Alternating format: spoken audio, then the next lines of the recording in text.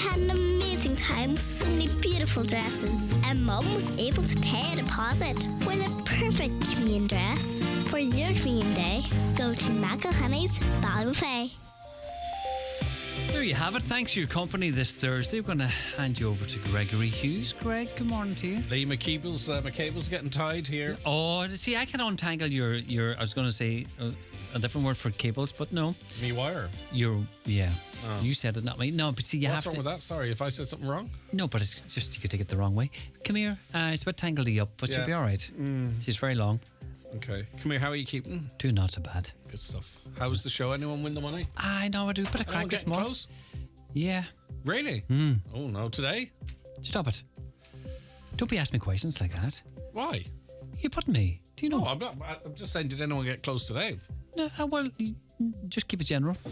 Is it something you wear? Oh, stop now, would you? Pushing me buttons. Going to be late for news. I have to ask the tough questions. I know, but it's not. Your programme hasn't really started yet. Well, it's 9 o'clock, hasn't it?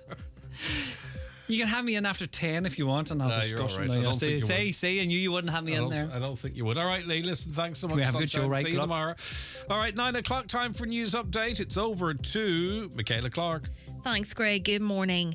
The latest ESRI report revealing Donegal to have the highest need for long-term residential care beds in the country is further evidence of worsening regional imbalances, according to a South Donegal deputy. Deputy Marion Harkin says she has repeatedly urged the government to intervene to secure sufficient long-term care capacity in the northwest. She says an overhaul of the Fair Deal scheme is needed as older people remain locked out of accessing care in their own community. Deputy Harkin says government is failing to consider the ageing population of the country's more rural counties. The numbers of people aged 65 and over in, let's say, Sligo, Leitrim, Donegal, on average range from about 18-19%, whereas the numbers of people of that age in Dublin and Kildare are somewhere between 12 and 14%. So the need for those homes in the northwest is much greater than the need in Dublin, Kildare. High patient numbers at hospitals are having an impact on waiting times for ambulances. SIPTU is calling for urgent investment into services to prevent patients waiting for significant lengths of time for an ambulance. It's after an elderly patient with a broken hip waited over 4 hours for one. SIPTU Ambulance Sector President Greg Lyons says it isn't a once-off. It's more prevalent at the moment due to the increased surges in hospital demands in ED, so we tend to have more waits in EDs for longer periods of time, which obviously leaves us more vulnerable to getting to calls that are outstanding, and our own communities are affected by that. So it's more common than we would like to see. 2 more names have been thrown into the hat in Donegal ahead of this year's local elections. This week, Killybegs man Manus Boyle was selected along with 25-year-old youth worker Jason Harley from Frosses to go forward for the Fine Gael Local Selection Convention for the 2024 council elections.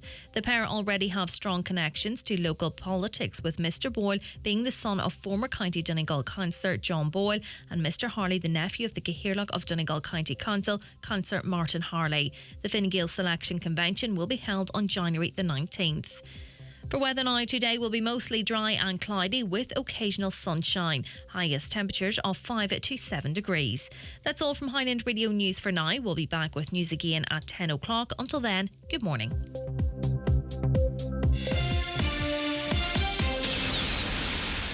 There's not a moment to lose when you want car insurance that overtakes the competition.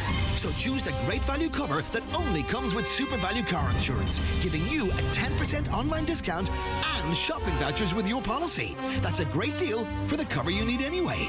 All it takes is one big click or call.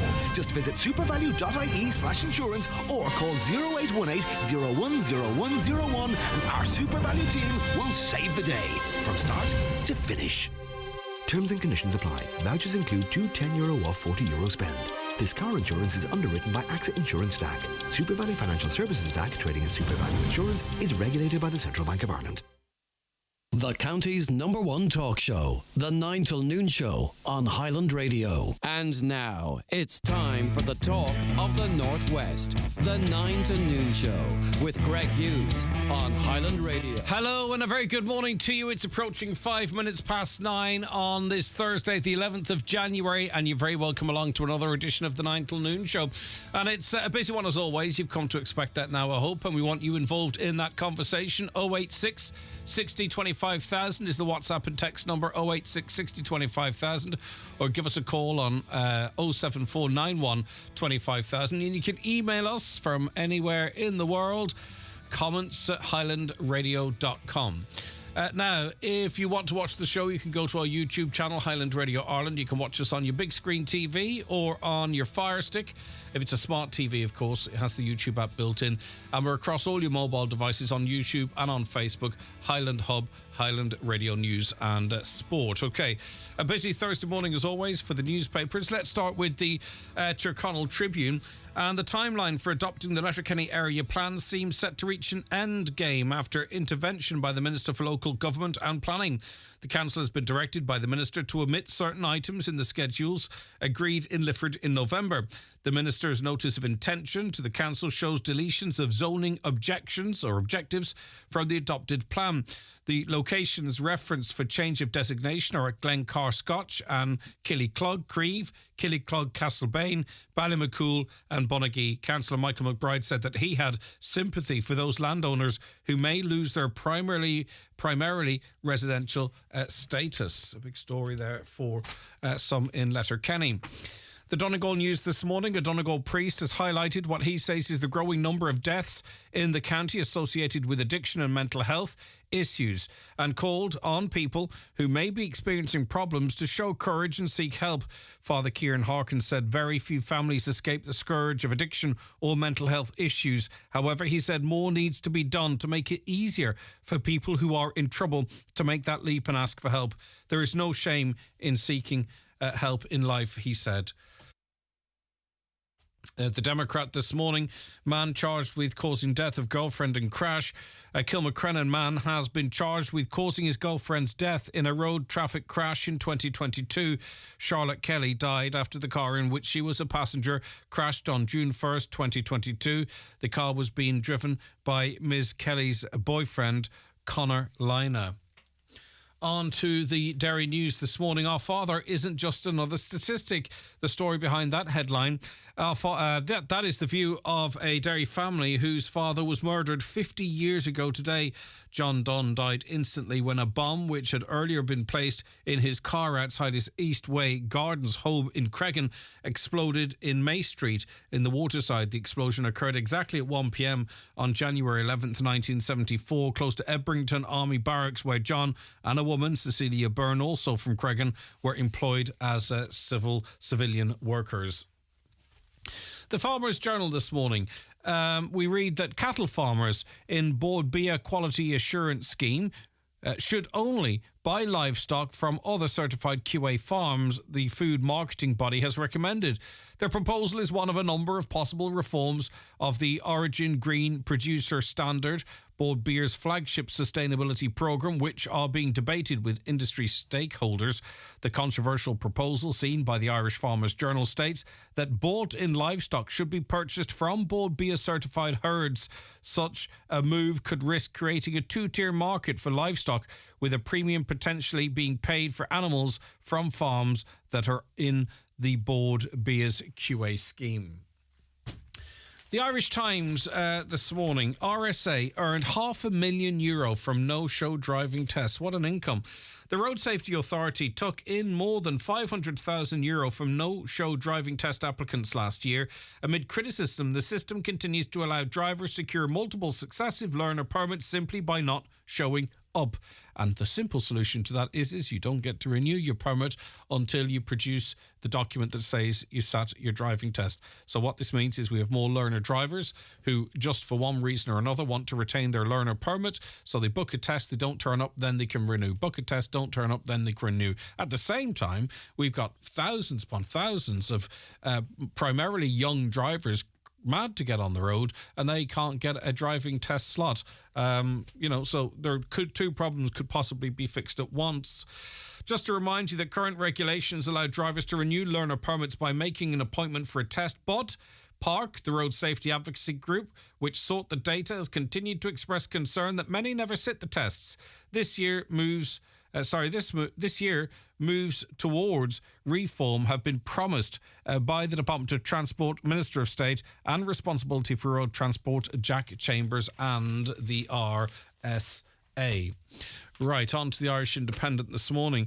If you are still one of those that posts letters, or perhaps you have to post letters, the price is going up again. The national stamp will increase by 5 cents next month, bringing it to €1.40. Which is expensive. It's a great service, though, but it's got expensive. There'll be no increase in price for international letter stamps or the national digital stamp, though the price of large envelopes and registered post will also rise from Thursday, February 1st. All existing stamps marked N for national and W for worldwide, or with a specific euro denomination, remain valid and fully usable after February 1st. So in other words, if you have stamps already, some people do buy them in bulk. If you have them, they are still good to go. An Post said the new increase reflects a 6% rise in its cost last year due to sustained transport, fuel and energy inflation.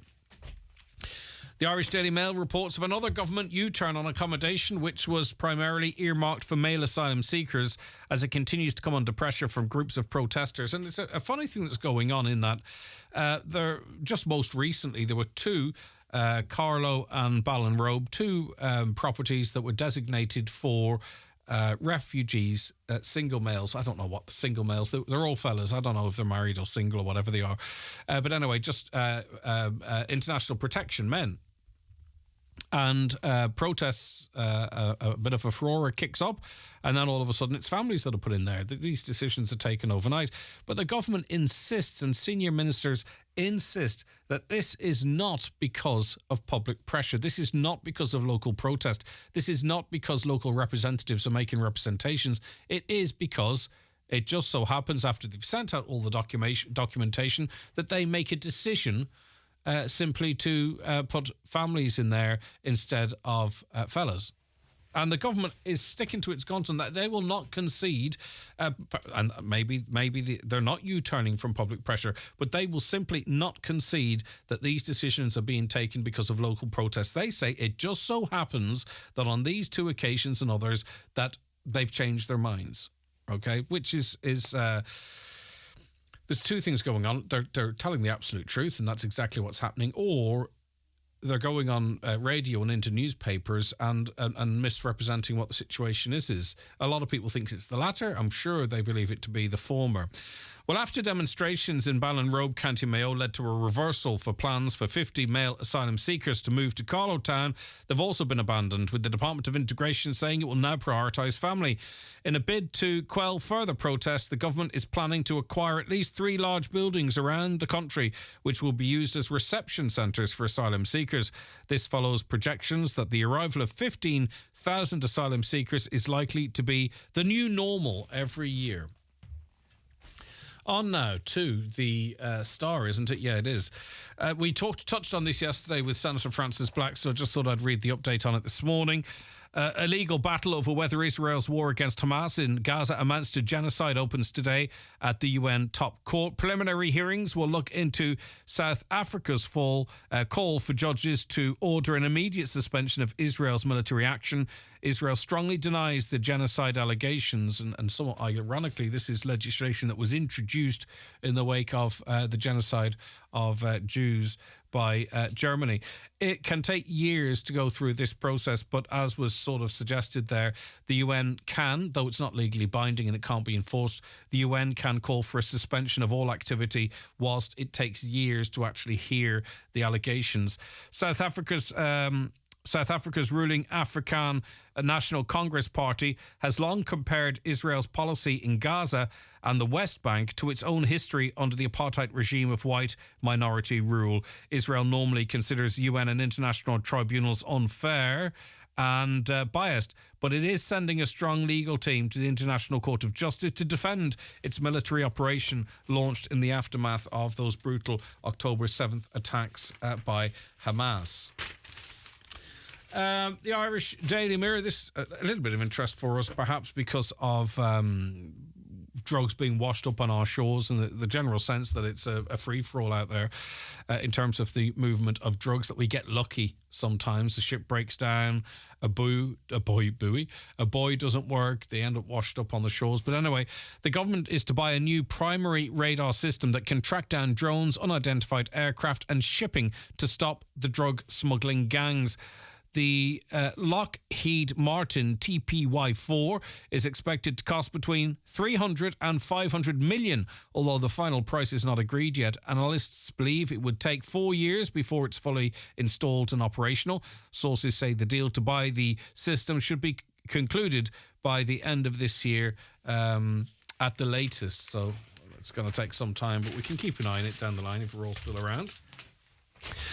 And The Sun finally... watching others visibly dislike vegetables might make onlookers hate them too, a study claims. I don't think this is any shock. I know loads of and I think we see this every day, in that you would see often, parents or someone of influence in the house not like something in particular, be it tomatoes, vegetables, whatever it might be. And then you find that the children in the house, unless you actively sort of try and work around it, they don't like them either. So it's learned behaviour. So maybe it can happen with adults as well. The research indicates that observing facial expressions of others eating raw broccoli can influence whether or not we like the veg. Humans learn which behaviour pays off and which does not from watching others. Experts. So if you're sitting and you're struggling with your veg at home, and you want the young ones to be eating veg, you don't be at that go, yummy. You have to pretend. You have to pretend you enjoy it, even if you're not enjoying it. That's what they say anyway. Okay, our first guests on the 9 till noon show will join us after we take a quick break. Stay right where you are. The newspapers are courtesy of Kelly Centra Mountaintop Letterkenny, the C-Store National Large Forecourt of the Year for 2022. The 9 till noon show brought to you by Kelly's Toyota, where you can now test drive the new Toyota CHR, combining standout styling, an engaging drive and class-leading efficiency. Eclipse Cinemas in Lifford, Strabane and Bundoran was honoured with the title of Best Family Entertainment Venue at the Highland Radio Customer Service Awards. Here are some of the reasons why. The Director's Lounge is brilliant. Homemade popcorn in a class of its own. The pizzas are amazing. The staff are friendly and helpful. I enjoyed having my hot food delivered to my seat. It's just a really class cinema. Treat yourself to a night out at Eclipse Cinemas in Lifford, Strabane and Bundoran. The massive January sale is now on at Patterson's Kitchens, The Hall, Lifford. Massive savings on kitchens, beds, sofas, dining sets and giftware, with up to 50% off selected mattresses. Hundreds of products in stock and ready for delivery or collection. Open Monday to Saturday 9 a.m. till 5:30 p.m. Get yourself down to Patterson's massive January sale. In our bubble, támid go léirigh far amach dá chéile. Maidir le sa bháilteach dóiteáin, déanamid cínte de go leir dithe féin sa bháilte. Ach ba cheartúin branoisteach chórsanna lóchalacha nó scahéasta lena chinú go bhfuil siad sábháilte freisin. Déadach sé saola hábháil. Stop tinne trí hástáil dhéanamh alarm deatig go rialta, lurg contortaí sa léire, agus bíoch bailach éilethe planáilte agat. Feig tuile leidena hábháilteacht ó Rótáin ag fireireland.ie ar na Hortgúilt ag rialtas na Héireann. Highland Radio time checks with Expressway. Travel Route 32 from Letterkenny to Dublin when you book online and travel for less. Expressway, bringing you the time at... It's 18 minutes past 9. Now, we've had a couple of comments on this, as you can imagine, over the last couple of weeks. If you are from Letterkenny or in and around Letterkenny, you may have noticed an increase in graffiti. It's not gang-related stuff necessarily per se. It's all different types of stuff. You might have seen Repent or Jesus Love You, Jesus Loves You, and other stuff showing up sprayed all over the town. Now, this has caught the attention, obviously, of Councillor Jimmy Kavanagh, who joins us on the programme now. Jimmy, thanks for your time today.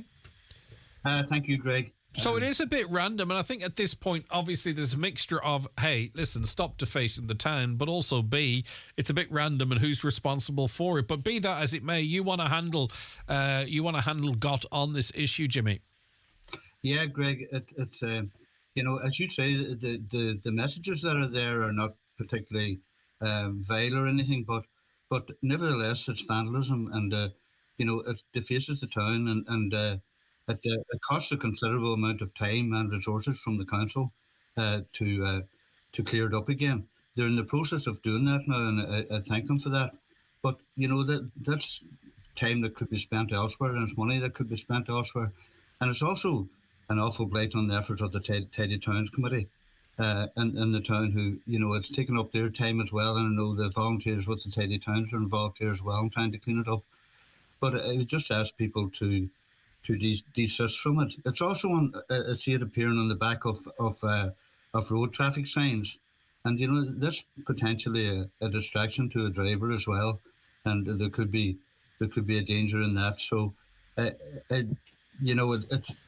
it's also, Greg, I think, and I'm sure you would agree on this, that any town you go to and you see that, it makes you wary of the area that it's in. It makes you wary of the place, regardless of what the messages are saying. It gives you a feeling that the place is neglected and that it's unsafe, and that's proven to be the case too everywhere. So it's just a bad practice, and people should be aware that it's vandalism, it's criminal damage, and it is an offence. Yeah, and as you say, it sets a tone regardless of the messaging. It's very untidy. Yeah, absolutely. Again, it would appeal to people to think about the Tidy Towns Committee and the work that they do, and the work that those volunteers do all around the town all year long. And it's awful for them then to come out and see that places are plastered in graffiti. It's all over the town. I see it in the bus shelter at the cathedral. It's out Gartley direction. Hugh Duffy car park as well is plastered with it, and opposite St John's College on the wall there at the pitch, you see it there too. And it's the same message. Seems to be everywhere. So is it the same group of people, or is it the same person that's doing it? But I think the council need to do more than just clean it up now. We need to look at ways of trying to find out who is doing this, and there's probably a role for the Gardaí as well, but we need to find out who's doing it, and we need to put a stop to it. I think people don't realise that it is a serious matter, but it is. Yeah, and of course you can implore the council to go out and clean it up, and that might be fine. They might be able to do that with the limited resources that they have. But if these people are determined, it just happens again. So we need to sort of get to the root cause of who's doing it, why they're doing it. Can you find some other way to spread your message? Because even though for some the message might seem wholesome, it still is graffiti. It's seen as vandalism. It is a crime. And as you say, there's an awful lot of people who are working really hard for nothing to keep Letterkenny nice for the tidy towns and just for general life, for life in general, Jimmy. It's a bit of a slap in the face for them. Yeah, absolutely, Greg. And you just summed the whole thing up there in those couple of sentences. It's doing all of those things you say, and we need to get a handle on it, and we need to get it stopped, and we need people to see the seriousness of it, even though, which you said, the messages might be benign enough. That's not the point. And as you rightly point out as well, there's plenty of ways of communicating nowadays without dabbing stuff on walls. All right, okay, no problem. Thanks for that. All excited for the election year ahead, Jimmy? Well, I wouldn't just use that term. It's like word exciting, doing a bit of heavy lifting there, is it? It's coming at us, Greg. You're ready, whether you're getting ready, whether you're excited or not, remains to be seen. Okay. There's an awful lot of work to do. There'll be plenty of talk between now and then. I know, exactly. And much of it on here too. We'll look forward to chatting to you into the future. Thanks, Jimmy. Take care of yourself.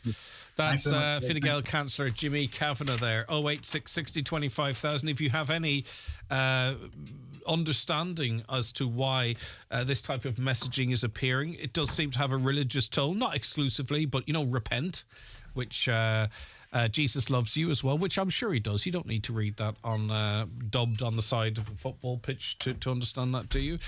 On that issue, the estate beside me, the Swilly Inn pub in Letterkenny, I noticed green graffiti yesterday. Thought it very unusual to see. Indeed. And keep those coming into us, 086 60 25,000. Hi, Greg. Just wondering when the council will have the bridge at Ballinafad on the main road to Trent to complete. It's now out of action since the 20th of December. Traffic is a nightmare on the back roads and people can't get out and about since this road is closed, as there are elderly and the traffic is too heavy for them to drive in. The slip roads are all damaged along the grass verges with cars trying to pass one another. Well, we can try and find out for you. Hi, Greg. On the subject of learner drivers, there must be a better way of renewing the learner permit. My daughter has her permit for 18 months, but due to rising costs of everything, she's yet to have a single lesson. Am I right in saying in order to renew her licence, she will need to arrange a test which she doesn't want and cannot pass? Is it any wonder there's such a long wait list for driving tests when you have a huge number of people applying who don't actually want one? I'm not... Let me double check that for you. I think you can renew it a number of... I'll have to check. I don't want to mislead you. I don't think you have to renew it after its first... I think you can renew without a test once or twice, but let me double check that. That may well have changed, okay? Is calling out single men asylum seekers misandrist? If it was a situation of calling out single women or mothers, it certainly would be called misogyny. This and the narrative that major victims in war are women and children, believe it or not, is more information and programming of societal belief systems that that all men are perpetrators and women are victims, which we all know is untrue. It is a presumption, it seems, from some that every person that comes into this country, if they're not from here, is in some way a predator or is going to harm or what have you. I think that kind of conversation has been allowed to fill a space where no conversation was happening before, where things weren't being messaged, that people weren't given an understanding. Read the asylum seekers. Has anyone ever explained why no Ukrainians have ever been placed in direct provision? Surely the government policy, read them and other nationalities, is overt racism. It was a different... it's a different system into which they come into this country. So they didn't come in under the same system and then one was to the left and one was to the right. They were granted, before they even arrived here, they were granted protection on a European-wide basis. Now, that doesn't mean that there are question marks over the different treatment of different people depending on where they're from, but from a policy perspective, there are two policies there as such. I wouldn't believe a word the government says. My ass, the reason families get housed is because people said no and protested, and well done to them. I'd have done the exact same. Okay. Postage to rise. I suppose someone has to pay for the electric fleet of vehicles Postman Pat is driving these days.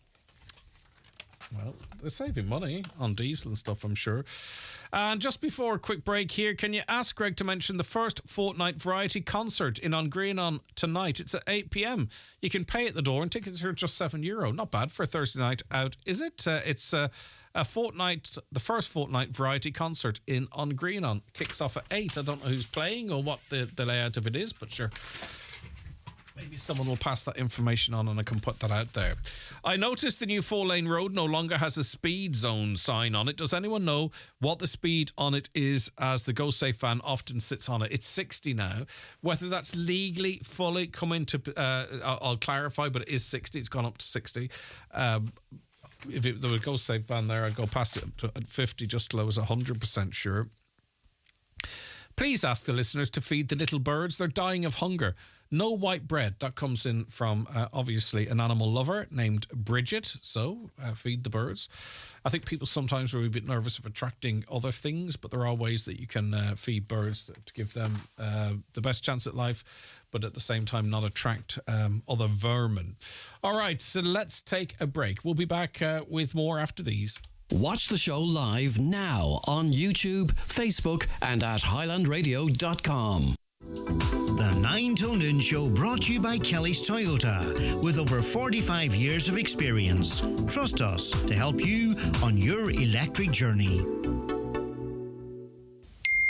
If you're having trouble with online banking or checking emails and just don't feel confident doing things online, you're not alone. Sign up for a digital skills course at your local education and training board. You'll find the support and skills you need to become more independent online. Free text LEARN to 550 or visit adultliteracyforlife.ie to find a free course near you. Supported by the Government of Ireland, Solace and the European Union. Do you suffer from high cholesterol, menopause symptoms, digestive issues, anxiety, aches and pains, or a lack of energy? The highly trained team at The Natural Way Letterkenny can provide advice on natural remedies for a number of individual health issues. The Natural Way also has its own brand of herbal treatments to help fight fatigue, relieve digestive discomfort, maintain a healthy immune system, and alleviate common menopause symptoms. The Natural Way at Letterkenny Shopping Centre, your one-stop health shop. Are you a car mechanic interested in learning about electric vehicles? Northwest Regional College is delivering a 15-week course which will provide learners with a Level 4 UK or Level 6 Irish electric vehicle qualification. This cross-border programme is funded by the Department for the Economy in partnership with ATU, NWRC and the Northwest Tertiary Education Cluster. Applications close on the 19th of January at noon. Visit nwrc.ac.uk to find out more. Harkin Fireplaces in Lifford is lighting up the new year with their massive January yard sale. Discover an impressive selection of fireplaces, stoves, electric fires, gas fires and elegant kitchen worktops, all on sale. Don't miss out on your perfect fireplace or kitchen worktop at an unbelievable price. Harkin Fireplaces' massive yard sale is now on. The sale you have all been waiting for at Clare Clothing Letterkenny.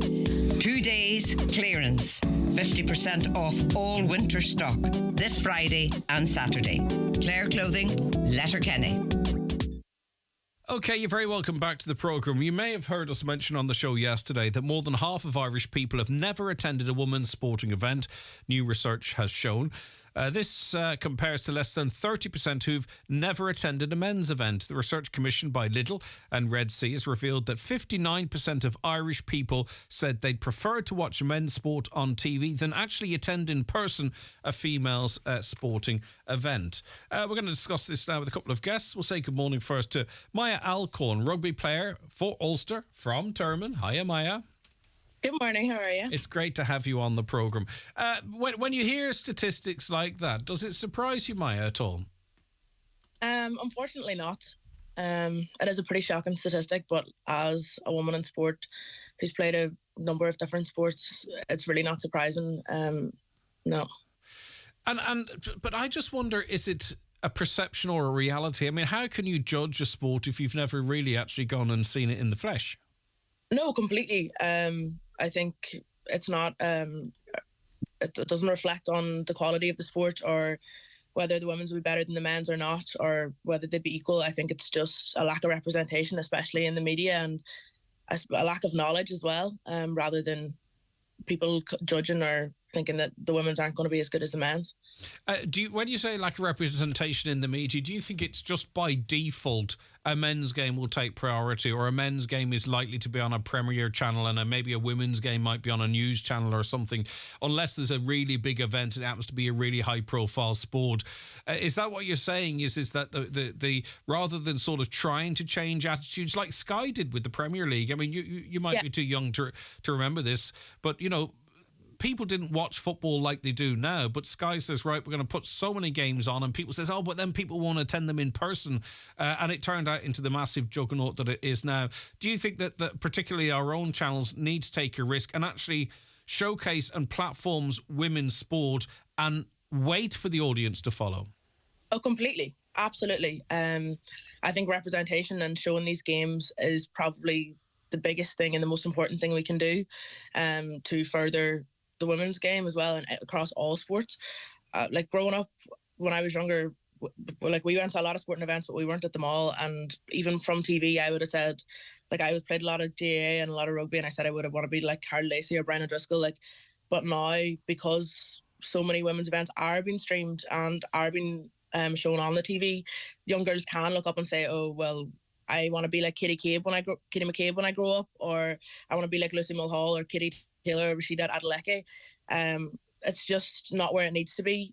I suppose the media coverage has been so much better in recent years. Even myself, like we had interprovincial games, and even at club level we had games in the AIL, the All Ireland League in Dublin. I played for Blackrock as well, and they were televised, as were the interprovincials. And it did increase the numbers at the events, but there's just so much more to be done in that regard. But I do think that representation and having the media coverage of these games is the first step. Do you think there is a quality difference between, and it varies across sports, but let's take rugby, for instance. Do you think it's fair to compare the female game rugby to the men's game? Do you think they're one and the same? Are they two different offerings? Like, how do you view it? I suppose you have to look at it from two sides. There's, if you're going to look at the quality, you're not going to have the same game. If you're going to look at a men's game and a women's game, it's going to be different. If that was the case, that we knew that the men and the women would be the same, then we'd be playing together. And there's a reason that they're not. Especially though, there's so much more funding and so much more interest and so much more going into the men's game, and I don't think you can expect. It's unfair that the women's game has got so much less attention and so much less funding, and we're expected to be playing at that same level as the men. So I think that the lack of funding and the lack of facilities and all down that kind of line is where it's lacking, and where so it's almost unfair to compare the final product when you're not actually comparing the input to help create that. Completely. Yeah, completely. You can't put a complete lack of everything into the women's game and expect it to be at the same level as the men's. I think that if you said, okay, right, the resources, we're going to give the exact same to the men and exact same to the women, I think it would be a very different game. And to be honest, the quality and the talent that you do see in the women's teams is unbelievable, given the lack of resources, the lack of funding. Like most of these girls, if you even look at the Irish women's team, you look at 90% of that team have full-time jobs. There are contracts available. For myself, I was contracted for 3 years there, but I'm a student. That's feasible. There's people, they're full-time jobs, they're teachers, they're lawyers, they're anything really, and they can't justify, I'm going to take 15, 20 grand a year to be contracted full-time. That's everything. That's your only income, and you're expected to be there full-time. You can't weigh that up. People are going to have to stay in their jobs, but they're also going to play for Ireland as well. So you have full-time teachers training after work on the weekends, given anything they have, any time they have spare, and that's the training that we have in the women's game compared to the men's. Whereas in the men's, that's their full-time job, and they're being more than compensated for it. I'm sure we've seen the success of the Irish men's team. And no doubt the women's would be the exact same if those resources were provided. Yeah, I'll come back to you, Maya. Stay with us, because we also have Maureen O'Donnell, former Donegal player, Highland Radio football analyst as well. Maureen, good morning to you. Good morning, Greg. How are you? I'm good. Just your overview, I suppose, in terms of more than half of Irish people have never even attended a women's event in person. That's less than a third for fellas. And 60% of Irish people said they'd prefer to watch men's sport on TV than attend a female sporting event. What's your views of that? I mean, I don't think we can dispute that. Those are the stats. It's what we can do about it going forward, or how we find ourselves here, Maureen. Well, firstly, I suppose it's a massive discussion, and this whole thing is a bigger discussion than ourselves will put together today. But it comes at a very good time for the ladies leading into the little ladies league, the Alliance League now, in terms of a bit of publicity and trying to get people out. So it was a very smart survey on Little's behalf, to do this. But the figures are staggering. They're interesting. Like those 60% as well. You've got to remember that there are a percentage of them out there that are just simply not interested in sport. First of all, so, when you take that away, are the figures really that bad? Like when I played sport back in an All-Ireland final in 2003, there was about 5,000 people maybe in attendance at Croke Park. Now we have record numbers. Like I think last year in the All-Ireland final, there was 56,000 in Croke Park, which is a capacity of 80,000 and any men's All-Ireland day. So, when you look at how it has come along over those 20 years, and that's largely down to all of the money that's been pumped into ladies football and the advertising and the media coverage that we have got so far. I think the biggest contributing factor now at the minute is that men and women are still not on an equal platform when it comes to media coverage. The men's game will still get priority on any day on TV. Will that ever change? I don't know. But there's no logic to that. Like, because say, for instance, let's use Katie Taylor for an example, who's possibly the best known sports person. She's immensely talented, do not get me wrong. But she teamed up with boxing promoter Eddie Hearn. And he was telling us how fantastic she was. They produce documentaries so we have an understanding of her. We get behind the scenes. They tell a story to the point where you're salivating at the mere notion that she could ever box in Ireland again. So she fills the 3 Arena once. She fills it twice. She could fill Croke Park. She certainly could have. She certainly could with a trilogy fight. But it wasn't. It's not. There is a level of organic support there, right? But the absolute support that lifts her to heroic status is driven too by us getting to know her and know her story. And have we ever really done that with, women's sport in this country, where we actually sort of try and build it? Let us know why it's so important, a particular game or a particular player. Do you know what I mean? I think that would be really valuable. And I think it's essential in any sport, because these superstars, they don't just appear out of nowhere. They are built and made too. Absolutely. And again, you say that comes down to media coverage. It comes down to advertising the women's game. And you've got to look at the huge contribution from Little and TG Cahir this year. If you look at the women's camogie and then you look at the women's Gaelic football, there's far more games, Gaelic football games, on the television as a result of TG Cahir's promotion of it than there is in RTE1, where you have the men. You have the women camogie up against the men's Gaelic, the men's hurling, and they get very little recognition, or very little of the camogie ladies' games are shown on RTE, whereas nearly all of the games, even club finals now for the ladies, are shown from TG Cahir. So the support and the media coverage from TG Cahir, the money that's been pumped in from Little, has really done, like Maya made a good point, when we were growing up, it was all men we seen around us. Now we're getting to see women. But this has to come down at club level too as well. When we walk into dressing rooms at club level, can no longer be the Michael Murphys just up on your walls. You've got to get, ladies like Niamh McLaughlin up there, the Emma Dugans, the Vicky Walls, all around their different counties, so that the underage ladies footballers are seeing these heroes. It all comes down to what you see. So Maya, sometimes I wonder, is it about the sport or is it about the gender? Because the one thing we've seen, and I don't want to give it any oxygen as such, but, Joey Barton, a former Premiership footballer, seems to have lost the pot, and he's decided just to have an absolute go at women's commentators, women commentating on men's sport. And then really it's sort of spread out to the women's game versus the men's game. And what it's exposed to me, if you look at it, it's not really an anti-women's sport attitude. What I'm seeing, and he's got 2.8 million followers, by the way, so this is not an insignificant amount of people. It's actually more anti-women. It's almost like, why are you playing any sport at all, or why are you even calling it a sport? It's not about the quality of the game or the quality of the comment. It's literally just about, how can we chop women down here? Yeah, I'd like to hope that opinions like that are in the minority, but unfortunately that's a lot of the time not the case. I think it's such an outdated attitude, but it is an attitude that's still it still remains, and it is still rampant. So yeah, it's heartbreaking to be hearing it, especially as a woman in sport who knows what it takes and knows what has to be put in to be a successful athlete, especially in today's climate. We nearly have to put in double the work to get the same results, and it's really disappointing to see that kind of attitude, especially to someone with such a huge platform and such a huge following. It's dangerous, especially for young boys and girls as well, following that or listening to that, and that's what they're hearing, that not only are women not as good at sport, but they shouldn't be playing it at all.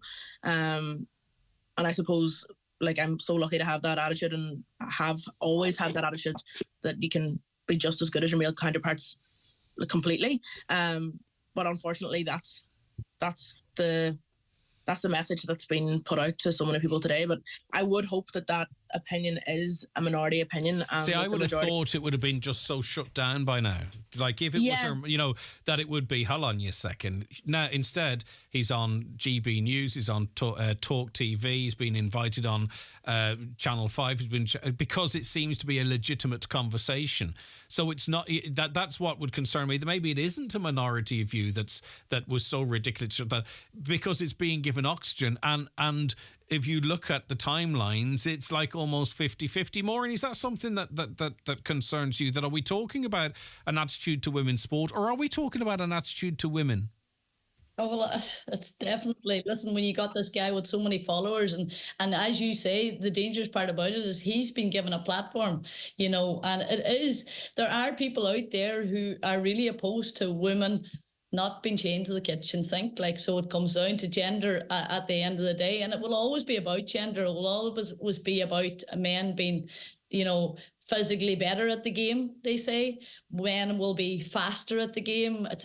These are some of the things that I've heard over the year. Oh, it's boring to watch the ladies' football. It's so slow, it's whatever. But then I've also heard people that have gone to games or watched the games and they're so like, oh my God, it's a much better game. It's a cleaner game. It's less cynical and stuff like that. But, that's why it's important to give the likes of Katie Taylor and Katie McCabe this platform to show that, they're equally as good as the men at their sport. There is no difference. You talk there about, is there a difference between the women and the men? There's no difference. The skill level's the same. The talent's the same. The effort that's been put in is the exact same. The only difference is the physicality of men compared to women. That's why women don't play along with men, because they're physically not able to compete at that level, and vice versa. But on a terms of the standard, where we're at in terms of ladies football and men's football, the standards are just as high. But someone like this creating news like that women nowadays don't belong on a football field or in a boxing ring, it's absolutely crazy. And anybody to be given it air, but yourself, there are opposers to every discussion you have. You're always going to have the people that are opposing it, and you all have that. It's so bloody draining. Yeah, I don't want anyone to agree with me, and I have different views on different things, and I'm just trying to create a conversation here. But it's so draining that how conflicted we are now. And finally, Maureen, I'll start with you and then go back to Maya. An expert was brought over who was involved in a world record, 92,000 people attending a beach volleyball tournament. This is all part of a strategy, and you quite rightly pointed out, Maureen, it's not an accident. It is clever because it's getting a conversation going. What would you like to see? I don't know if you want to focus on GAA or women's sport in general going forward that, would dispel a lot of these myths, encourage more people to go and sample the game, because I don't think you can judge something until you've really seen it, properly, can you? No, absolutely, Greg. And listen, at the end of the day, at the minute, the present problem with the sports, say the GAA and the LGFA, is they're not amalgamated. So that first of all needs to happen, I think, in the country here, that we're all under the one platform, all under the one umbrella, and then we can fight. We're all then equal. And I think it comes down to, I think that in terms of showing visually on television, or mostly on television and in the newspapers, even on the radios, that some of these big ladies' games have to take precedent over some of the men's game, as well. Whereas, ladies are playing a big final and a men's league game maybe gets aired on the radio or on TV instead. And I think until that starts to happen, you're not going to change the mindset of the people watching these games, because, this puts... they're forced then maybe into watching a game and seeing how good the quality of the game is. But it's about people getting out there. It's the messaging. See, this is what I was talking about earlier on with how Katie was built. It was told how important it is. It's a top of the bill. It's the first, loads and loads of firsts. We are actually quite easily to manipulate, spectators are. So if we're told that this is the biggest game, you have to market something as well. Like for example, Katie Taylor in America, she played Amanda Serrano. Serrano in Madison Square Garden. It was the first female boxing to headline in Madison Square Garden, and it sold out at 20,000 capacity. Now, unless they took that step to do that, and provide them that platform. Katie Taylor sort of became a whirlwind overnight from 2016, one of her earlier fights, till her sold out capacities at the Three Arena. And as you say, she would have sold out Croke Park had she been given the opportunity. She wanted Croke Park, she wasn't given it. So until we give these leading ladies the platform to show that they're every bit and they can get all the support as they want, and I think that comes down to the people and organising it, the opportunities created. It's all about opportunity and it's all about money. It really is a business as well. And Katie Taylor was on TV, she did documentaries. Cora Staunton, we've seen her on TV lately doing documentaries. These people are becoming household names. Like, look how quick Vicky Wall and Emma Dugan from Meath over a 2-year period and won an All-Ireland final, coming from playing in Division 2. Media broadcasting out there, they're now household names among many young ladies footballers and footballers. So it really is about pumping the money in, getting the advertising out. It all takes money, as you well know, Greg, and this is the issue between the GAA maybe and the LGFA now at the minute. Yeah, and just on that, if you, I know you do, but if you sort of see how, parents of very young girls in football are treated in terms of games and when they're happening or not happening or being moved or how you get to them and from them compared to their brothers who are in boys' teams, it starts very early. The differences are very clear very early. Maya, is there anything that you want to add to what Maureen said there? Yeah, I feel like it's such a huge conversation and it's one we could have all day.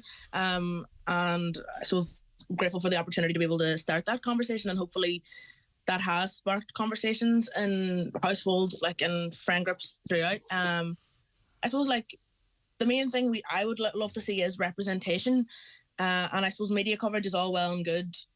And it is a very important aspect of it. But if those same resources and same facilities aren't provided, what you're covering on the media isn't going to be it's not going to be the full potential of the sport. And as well as that media coverage, like positive media coverage is so important. But as you said, with that negative opinion that women shouldn't even be on a football field, the media does also need to use that platform to respond swiftly and shut down those negative opinions. So I suppose it's like a multifaceted. I think just representation is I think probably, that's it. Yeah, we can talk about plugging it and promoting it, but you have to also support the infrastructure to build the quality and standards as well. I think that's a really great point, Maya. Thank you so much for your time. Really appreciate it. Maya Alcorn, who is a rugby player for Ulster from Termon, played GAA and other sports as well. And of course, Maureen O'Donnell, former Donegal player, Highland Radio football analyst. Lovely to have you on the show as always, Maureen. Have a lovely day. You too, Greg. Bye-bye. Take care. Okay, back with your comments after these. The 9 till noon show brought to you by Kelly's Toyota Port Road, Letterkenny. Stockists of a wide range of used passenger and commercial vehicles. Are the signs of aging creeping up on you? Are you not happy with the way you look or feel? At Letterkenny Medics Private Clinic, we're here to help you, offering Botox anti-wrinkle injections, derma fillers, skin bio injections, Botox treatment for grinding and clenching teeth, hyperhidrosis that aids excessive sweating. Let our doctors help bring back your confidence and look after what is important to you. To see what real results really look like, book your immediate appointment with no waiting time at letterkennymedics.ie. Letterkenny Medics, we listen if you want to talk. If you're making some changes in your home, visit the big January sale now on in the newly extended McGinley's Furniture in Letterkenny. There's big reductions in every department with great savings on suites, beds, mattresses, living room and dining room furniture. Also on occasional furniture, including lamps, pictures and mirrors. That's all in the big January sale now on at McGinley's Furniture on the Joe Boner Link Road in Letterkenny. See mcginleysfurniture.com. Do you need a UK address? Save hundreds of euros on custom charges shopping online with Space Hub Dairy. We provide a full virtual address mailbox service for all your business and personal use. Save hundreds, possibly thousands, on custom charges with Space Hub Dairy. Call 048 71 87 8077 or online spacehubdairy.com for more details. Century Complex are recruiting for an office administrator to coordinate office activities and operations to secure efficiency and compliance. You will be required to have experience in Microsoft Office and knowledge of Sage and basic accounting practices. This role is full-time Monday to Friday based at our site at Century Complex. Email your CV to jobs@centurycinemas.ie. Closing date for applications is Monday 22nd of January 2024. Highland Radio weather updates brought to you by Grant. Building a new home? Choose Grant's A++ rated Airona air-to-water heat pump and Uflex underfloor heating. Visit grant.ie. Okay, today mostly dry and cloudy with just occasional sunshine. Highest temperatures of 5 to 7 degrees in a light to moderate northwesterly wind. Some comments as we head towards news at 10 already. Let's see here. The standard is not as high in women's sport as men's, as they cannot be as fast or as strong as men. Standards and world records are based upon skill. Women can be equally as good, but not as strong or fast as she. So she's incorrect. Katie Taylor is unique, and yes, she should get Croker, definitely. How would a women's GAA or soccer team fare against men? How would they meet the standard? Sadly, men and women don't play against each other. You don't have 13-year-old boys playing against 30-year-old men. There are different grades in boxing. You don't have a heavyweight fighting against a lightweight. There are loads of examples, divisions, leagues, as to players of different strengths and abilities not playing against each other. So I don't understand why the default argument is why should women play against men. They're slightly different depending on the sport products. Without the Darren says on Facebook or on YouTube, without the men's GAA, the women's game wouldn't survive, or just Little and TG Caher. Someone thinks I'm a people's pleaser. I'm not. We're just having a conversation. We can't lose the art of conversation, that everyone has to sort of all of a sudden think I'm this woke person and all right on and all that kind of stuff just because I'm trying to tease out a conversation. I'm just not interested in fighting. I love chatting and coming up with differences of opinions or agreeing or disagreeing, but just chopping each other's down with insults, it doesn't entertain me at all. Greg, how many female broadcasters do you have? I have none. Highland Radio, we have Maureen O'Donnell, we have Jean Curran, Rosemary Herity, Trudy O'Donnell, Sinead Black is here, Lucy Peoples, Fionnuala Rabbit owns the radio station, she's the boss. We have 7 people working in current affairs, 5 of them are women. Sales team is primarily women as well, and the decision makers are primarily women. My boss is a woman, Caroline Orr is a woman, Shannon only in the door 2.5 months, and I'm already seemingly below her in the hierarchy because I'm told what to do by an upstart. No, I'm only joking. There's a lot of representation there as well, particularly in decision-making positions. But it's a valid question, and any valid questions I certainly will try and address. Don't worry about that. How come there are ladies involved in the pundits on soccer and rugby? On ladies football, there are no male pundits. For example, during the Women's World Cup, there were no male pundits commentating. Well, if you are to sort of accept, I don't think that's a good idea either, to be honest with you. But I presume, they're talking about trying to have equal representation, and the representation of men up until now is 100%. So I don't think we, as men, if you don't mind me saying, and you can contradict me, I don't think we're under threat. You know what I mean? Women's sport is the one that's under threat. You've got, there's many challenges there which have been pointed out as well, which I'll try and address once I choose the words correctly. Fellas are all right, There's no great deal of problems with them in terms of getting on the telly, getting exposure and all that kind of stuff. All right, but listen, thank you. Keep them coming in. Let us take a break for the news and the obituary notices, and we'll be back afterwards with loads more on Thursday's 9 till noon show. Keep your texts and comments coming in. The 9 till noon show, brought to you by Kelly's Toyota, where you can care for your car with Toyota Relax, giving you a year's warranty with your service. Terms and conditions apply. Well, Grace, how are you today? I'm good. I've just been down to the Made to Measure Fireplaces showroom in Creasla. They have an incredible selection of over 40 colours for kitchen worktops. And guess what? For a limited time, they're offering a 40% discount on any electric fire when you purchase a worktop there. 40%? That's an amazing deal, Grace. Absolutely. And trust me, if the discount alone doesn't sway you, their huge selection of fireplaces, stoves, wood pellet burners, beams and stone cladding certainly will. Contact Made to Measure Fireplaces Creasla on 074 91 38 365 on Facebook, Instagram and on mtmfireplaces.ie. LK Bikes now ready for Bike to Work 2024. Use your bike to work benefits for bikes and safety equipment, including e-bikes, up to the value of €1,500. Visit our showroom to explore a comprehensive selection of e-bikes, leisure bikes, road bikes and mountain bikes. Available for you to try out or shop online at lkbikes.com with free nationwide delivery. LK Bikes, Letterkenny. Britain's at House to Home Interiors Bridgend and Britain's Furniture Moville January sale is now on. Prices not to be repeated in our biggest sale yet. 311 sofas starting from $10.99, flooring starting at $7.99 a square yard, mattresses starting at $1.99, slide robes from $3.99. Dining tables all reduced and starting at just $1.99.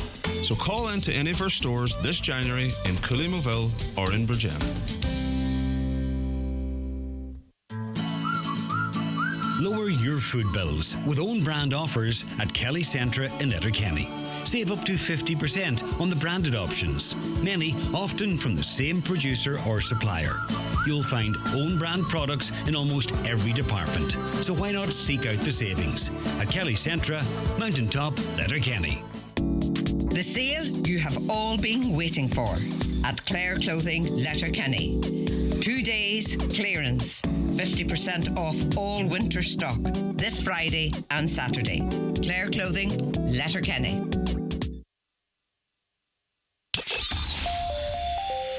Live, on air, online and on the Highland Radio app.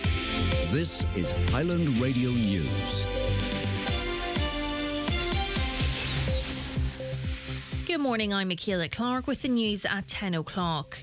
The Green Party leader says he would prefer a general election early next year. There has been increasing speculation about the possibility of a poll late this year, with Donegal Deputy Pearse Doherty this week expressing his hope that an election will be held this year. Eamon Ryan, meanwhile, has indicated he would be prepared to enter government with Sinn Féin. He says the current government should continue in office until 2025. Early part next year, and I'll tell you why. There are not many stable governments around the world at the moment. The world is in a fairly shocking state. And we do have a stable and effective government, to my mind. We have our differences in government, but we work well together. I don't see why we shouldn't. Meanwhile, 2 more names have been thrown into the hat in Donegal ahead of this year's local elections. This week, Killybegs man Manus Boyle was selected along with 25-year-old youth worker Jason Harley from Frosses to go forward for the Fine Gael local selection convention for the 2024 council elections. The pair already have strong connections to local politics, with Mr Boyle being the son of former County Councillor John Boyle and Mr Harley the nephew of Cahirlock of Donegal County Council, Councillor Martin Harley. The Fine Gael selection convention will be held on January the 19th. The latest ESRI report revealing Donegal to have the highest need for long-term residential care beds in the country is further evidence of worsening regional imbalances, according to a South Donegal deputy. Deputy Marion Harkin says she has repeatedly urged the government to intervene to secure sufficient long-term care capacity in the northwest. She says an overhaul of the Fair Deal scheme is needed as older people remain locked out of accessing care in their own community. Deputy Harkin says the government is failing to consider the ageing population of the country's more rural counties. The numbers of people aged 65 and over in, let's say, Sligo, Leitrim, Donegal, on average range from about 18-19%, whereas the numbers of people of that age in Dublin and Kildare are somewhere between 12 and 14%. So the need for those homes in the northwest is much greater than the need in Dublin, Kildare. Patients are facing long delays in getting an ambulance as a result of overcrowding in emergency departments at hospitals. One elderly patient had to wait 4 hours for an ambulance while suffering with a broken hip. SIP2's ambulance sector president Greg Lyons says it's not the first time it's happened. When EDs are delayed and shuffling people from ED up to hospital beds, hospital wards, we feel the knock-on effect because our staff, our ambulance professionals aren't released. So patients remain on our beds. So we can't basically follow through the system, clear the call and go to the next call. That's always outstanding.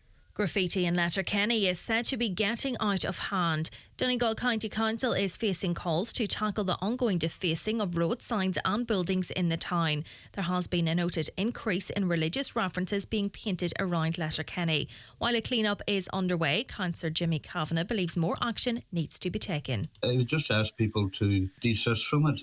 You know, the council need to do more than just clean it up now. We need to look at ways of trying to find out who is doing this, and there's probably a role for the Gardaí as well, but we need to find out who's doing it and we need to put a stop to it. I think people don't realise that it is a serious matter, but it is. Primary school students should spend 1 year learning every subject through Irish in order to enhance the level of competency in the language. A debate has arisen this week around the teaching of Irish in schools and whether the subject should remain mandatory for all students. There are concerns a move to a non-compulsory model will lead to a drop-off in Irish users, while the Department of Education recorded 60,000 students applied for an exemption from the language last year. Labour's education spokesperson Aidan O'Riordan says dedicating an entire year to the language could help to normalise it in a school setting. There should be a year per year at primary school which is taught exclusively through Irish, every single subject through Irish. And I think if that was done, students would have a better appreciation for it and would leave primary school with a better competence in the Irish language.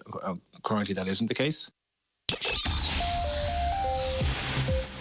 Weather now today will be mostly dry and cloudy with occasional sunshine. Highest temperatures of 5 to 7 degrees. That's all from Highland Radio News for now. We'll be back with an update again at 11 o'clock. Until then, you can keep up to date with the latest local news on our website, highlandradio.com. Good morning.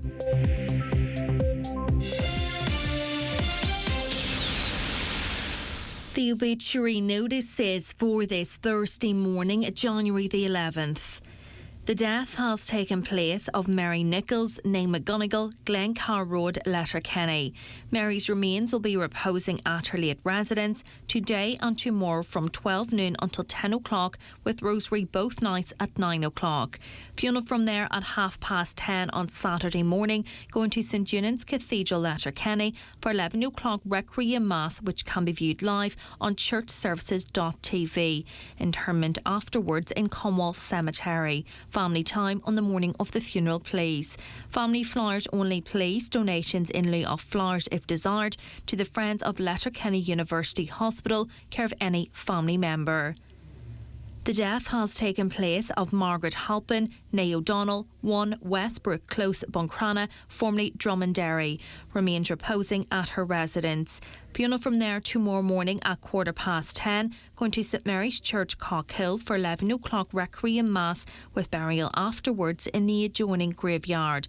House private from 10 o'clock until 11 o'clock. Family flowers only, please. Donations, if desired, to the Irish Kidney Association, care of any family member. The death has occurred of Caroline Stanley, Glenwood Park, Letterkenny, formerly of Cranford and Carrigard. House private, please. Reposing at the Eternal Light, Chapel of Rest, Mountain Top, Letterkenny from 2 o'clock this afternoon, with removal to St Junan's Cathedral for reception prayers at 5 o'clock, reposing overnight. Requiem Mass at 11 o'clock tomorrow morning, which can be viewed live on churchservices.tv, followed by private cremation in Lakelands Crematorium, Cavan. No flowers, please. Donations, if wished, to the Donegal Hospice, care of Pascal Blake, Funeral Director. The death has taken place of Artie Gallagher, 9 Linkside Park, Strabane, reposing at his home from 12 noon today. Funeral leaving his home on Saturday morning at 11:15 for Requiem Mass in St Mary's Church, Melmount at 12 noon. Interment afterwards in the adjoining cemetery. Family time, please, from 11 o'clock to 11 o'clock. The Requiem Mass can be viewed live at melmountparish.com. The death has occurred of Mary Brawley, née McAleer, Hillhead, Castlefin. Remains reposing at her late residence. Funeral from there tomorrow morning at 11:30 for Requiem Mass in St Mary's Church, Castlefin at 12 noon, followed by interment in the adjoining churchyard. The Requiem Mass will be streamed live via the Ernie Castlefin Parish Facebook page. Family time from 10 o'clock to 11 o'clock and on the morning of the funeral. The death has taken place of Mary Agnes Foy, née McNulty, Whispering Pines, Balladerg, Letterkenny, formerly of Main Street, Stranorlar. Her remains are reposing at her late residence. Funeral from there tomorrow afternoon at 12:15, going to St Junan's Cathedral, Letterkenny for 1 o'clock Requiem Mass, which can be viewed on churchservices.tv, followed by interment in St Mary's Church Cemetery, Shesh O'Neill, Ballybuffet. Family time please from 10 o'clock until 12 noon and on the morning of the funeral, with Rosary tonight at 9 o'clock. Family flowers only please, donations in lieu of flowers if desired, to the Donegal Hospice, care of any family member. And the death has taken place of Jack Baskin, Killalt, Falcara. Jack's remains will repose at his late residence in Killalt today from 11 o'clock until 9 o'clock. Funeral service in St Anne's Church, Killalt, tomorrow afternoon at 2 o'clock, with interment in the adjoining graveyard. Donations in lieu if desired to the Patients Comfort Fund, Letterkenny University Hospital, care of any family member or Sweeney Funeral Directors, Falcara. House private after 9 o'clock tonight and before the funeral tomorrow. For family information and more details regarding wakes and funerals, please go to highlandradio.com.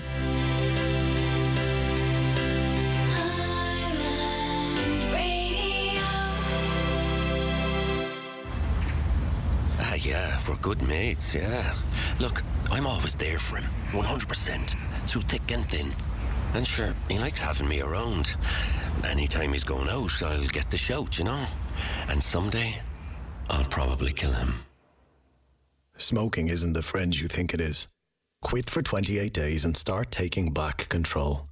Find out how at quit.ie or free phone 1800 201 203. And from now, the HSE. IMRO's 2023 Best Local Original News Programme, The Voice of the Northwest, the 9 till noon show with Greg Hughes. And you're very welcome back to the programme. We're into the second hour. A very good morning to you. 086 60 25,000. Your WhatsApps and texts to that number, or give us a call in 07491 25,000. Feel free to join us and comment on social media. We are streaming on your big screen, smart TV or Fire Stick or Google TV on YouTube at Highland Radio Ireland. Give us a like and a subscribe. It's useful, and then you'll know when we're live. You can take us on your mobile devices with that app, as well as on Facebook, Highland Hub, Highland Radio News and Sport. Hi, Greg. On the point of whether the government is engaged in misinformation on the asylum seeker issue, it's clear that they have an unwritten policy to mislead the public on this issue. For example, Leo Varadkar was presented by a journalist with a quote he made in the Dáil a few years ago, where he stated that asylum seekers are required to claim asylum in the first EU country they land in, as required by the Dublin regulation. He avoided confirming he said it despite it being published in the Dáil publication Miriam Square. Well, he didn't say that he didn't say it. He said that he couldn't remember saying it or the context of it, and he said that he would check it and then address it again. Varadkar went on to state that the Dublin regulation does not require asylum seekers to claim asylum in the first safe country they land in. This was misleading. Asylum seekers arriving from the 3 refugee camps in Italy, Lebanon and Turkey, as well as Ukrainians, are permitted to arrive without the Dublin regulation applying due to the government signing an international agreement. However, all other asylum seekers are required by the Dublin regulation to claim asylum in the first safe country in the EU they land in. This was agreed by all member states in 2014 and remains in force. Only last month there was a High Court decision in Ireland under that regulation to send an asylum seeker back to Belgium. There has been no agreement between the EU states to alter the Dublin regulation. That being said, I think there is a little bit of toing and froing at EU level in relation to our interpretation of that, because, of course, in terms of direct flights into Dublin, that would mean that we would have no refugees from quite a lot of places, if you know what I mean. And certainly you're not going to come in on a boat avoiding mainland Europe. So I think therein maybe wherein lies the confusion and the debate as it relates to that. But listen, Leo Varadkar did not deny saying it. He simply said that he'd have to check the records. Attempts to fool the population into accepting mass immigration are no longer working. The state must take action now, like Denmark, and exercise its right to to pull out of the Lisbon Treaty on EU immigration. Is the population as a whole not accepting immigration? There has been quite a lot of objection to it in places. The numbers are, I think the most I saw was 200 or 300. It's not like, we have a population of pushing on for 6 million now. And when there are protests, you might see a tent with about 7 people in it. Is that the general view of the mass population? The majority of immigrants that have come into this country are in this country now, and you don't hear a ton of complaints about it. Again, this is not my point of view, by the way. I'm just interested in a conversation. There is this default view that the mass, the population as a whole doesn't accept mass immigration. Is that actually the case? And as I say, I'm not stating an opinion, I'm asking a question. The International Court of Justice hearing is Thursday, 9 a.m. Please log in with every device you have. You don't have to watch the hearing. Though this hearing is historic, we want 1 million of people to log on. Watch the case live on Thursday the 11th on this link, un.org./en. That's the hearing on South Africans' claim against Israel of genocide. I watched a lot of sport, and the cleverest goal I ever saw was a woman in the All-Ireland Club final, Thurman v Cork. People don't realise what they are missing. Women are not as fast or as strong as men, so will never match the level in most sports. A lower-level Irish GAA men's team would slaughter the women's county team, etc. But again, I don't want to watch women play men, so I don't see the purpose of that. I mean, I watch the women's sport and I watch the men's sport. The women's boxing, and I'll read your comment on, but like women's boxing, I'm not a huge fan of it. Right, but it's not because they're women, but I'm not a huge fan of very light men boxers either, because you're less likely to see, as horrible as this sounds, you're less likely to see shocks and knockdowns and what have you. But some people like that technical 12 round. I don't mind that either, don't get me wrong, but it's not my preferred. It's not my preferred sport, but it doesn't mean I compare women to men. The light fellas, I don't particularly, bar a few standouts, I don't particularly follow the straw weights and what have you, because they don't have very concussive punches, if the truth be told. So just because I prefer men's boxing over women's boxing, it's not because it's women and I don't want to see women fight men. It's just simply two different products and I prefer one to the other. But anyway, Clarissa Shields would be KO'd in the opening round by Keith Thurman, who she has challenged, etc. That's, of course she would, and her challenge was nonsense. Top men in sport are better than women in 90% of sports. The level and standards of sports are the real reason, and this was proven in US and American football. See Bill Burr. Even the women did not support their own female players. I do prefer women's international soccer to watch, and of course I love Katie Taylor, etc., but they'll never meet the power and speed of men's. It's just a biological fact again, but I think they want to stand out in their own sport rather than be competing with or compared to men. Last one just before we take a break for the jackpot bingo numbers. My wife had a hospital appointment in Letterkenny. She went to Letterkenny without her purse. She took out a parking ticket. When she came out of the appointment, it was €3. She'd no money. She had $2.50 in change in the car, which she went to pay for. All she needed was 50 cents. She asked someone for money. They said no. Another lady started to approach her to give her the money, and her husband pulled her back so she couldn't give it to her. The third person only had a card, so they said they couldn't help. Finally, an older gentleman helped. He only had a card, and he agreed to pay for it. She gave him the $2.50 that she had.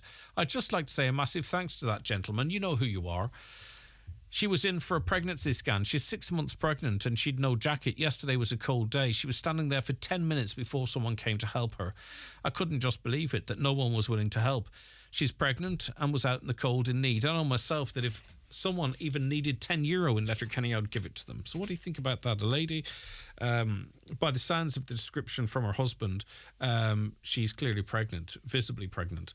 And she forgot her purse, had to pay her ticket, €3. She only had $2.50. She asked for 50 cents. Someone said no. Now, it's out in the cold, pregnant. Second person was going to give her money, but her husband intervened. Third person only had a card. They couldn't help, they said. And then we had an older gentleman that did help, took the €2.50, paid the €3, and the listener says, you know who you are. The person themselves wouldn't have left someone stuck like that. What do you think about that? Are we changing? Or were they unlucky? Because we had a fantastic story yesterday of a lady whose car broke down and two fellas went above and beyond to get her up and running again. Darren says 75% of the population want immigration stopped. You know this, Greg, so please don't act like you don't. I know there was a couple of surveys. There was a survey that Virgin Media did, and that's the one that's the 75%. I'm not disputing it, but there was also another survey at the weekend that you will never hear quoted. People were asked what their priorities were. And this was a national independent survey from an actual surveying company.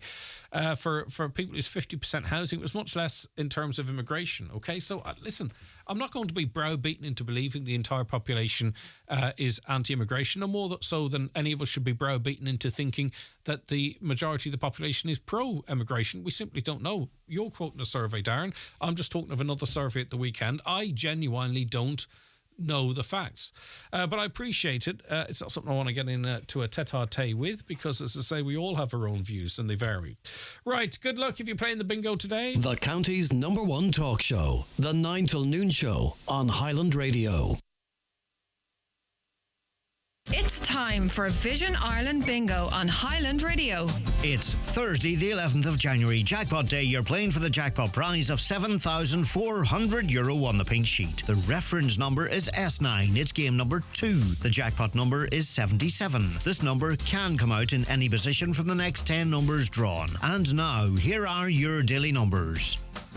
4, 85, 48, 45, 61, 8, 62, 57, 11, and finally 84. Phone your claim to 9104833 before 8 tonight, leaving your name, contact number and the name of the shop where you purchased your book, and we'll call you back the next working day. Get all your Vision Ireland bingo information at highlandradio.com. The ultimate ABBA Sensations tribute comes to Ancourt Hotel Gidor on Friday, January 19th, and the Villa Rose Hotel Ballybuffet on Saturday, January 20th. Tickets available from hotel reception and online at Eventbrite. Hi, Paddy here at Shane Conley Cars in Donegal Town. Are you looking to upgrade your car? With Shane Conley Cars, you'll find makes and models for every budget. Great finance options, and we also accept trade-ins. Check out ShaneConleyCars.com or call in to us at Shane Conley Cars from Lonahur Road, Donegal Town. Hands off our land. For more in your Irish Farmers Journal, here's Paul Mooney. The new IFA president has vowed to fight the confiscation of farmers' land. Board B, a Kuwait proposal tells farmers who they should buy cattle from. Taoiseach vows to resolve VAT issues and TAMS grants. Minister backtracks on acres payments. Plus, don't miss our top tax-saving tips that could save you thousands, including farmer case studies and advice on how to minimise your revenue bill. Only inside the Irish Farmers Journal. You cannot afford to miss it. The 9 till noon show brought to you by Kelly's Toyota, Port Road, Letterkenny. Home to a wide range of Toyota commercial vehicles. Your perfect business partner. Okay, 21 minutes past 10. You're very welcome back to the 9 till noon show. Hi, Greg. My 10-year-old daughter loves sports and wants to play soccer and basketball in Letterkenny, but was told, no, we've no spaces available. How's that promoting sports for girls? Greg, you're missing the point. The standard of women's sport is not as high as men's, as your commentator stated. This is not insulting, but the fact, the reason why genders are mostly split up is because of that and not the sport itself. Thank you for your opinion. Exactly, Greg. The women doing all the work in there and the men getting the glory. Nothing ever changes.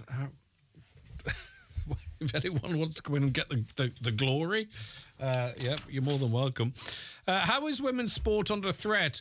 It is more popular than ever. Plus, where are all the women's supporters and sponsors, etc.? Are they not 50% of the population? Both women and men want to see coverage of the highest standards of sport, and that is what they usually get to see, except in situations of minority sport like curling and handball, etc., they say. Another brilliant interview with the girls, as Maureen says. Excellent timing for such survey results to be released. Could they be asked what their opinion is on Jennifer Hermoso and Rubiales incident? A female listener. I'm not sure I know exactly what that is. I might have to have a quick look on that. I suspect I think it might what it might be, but I'll come back to that.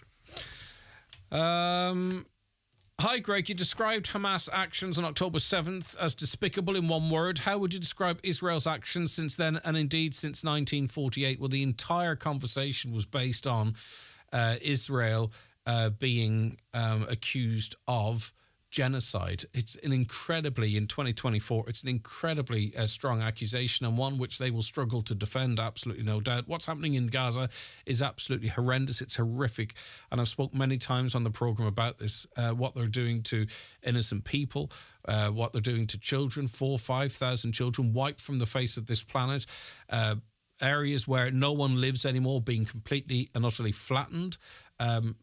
So I'm pretty clear where I stand on that. Thank you, Senator. I agree wholeheartedly.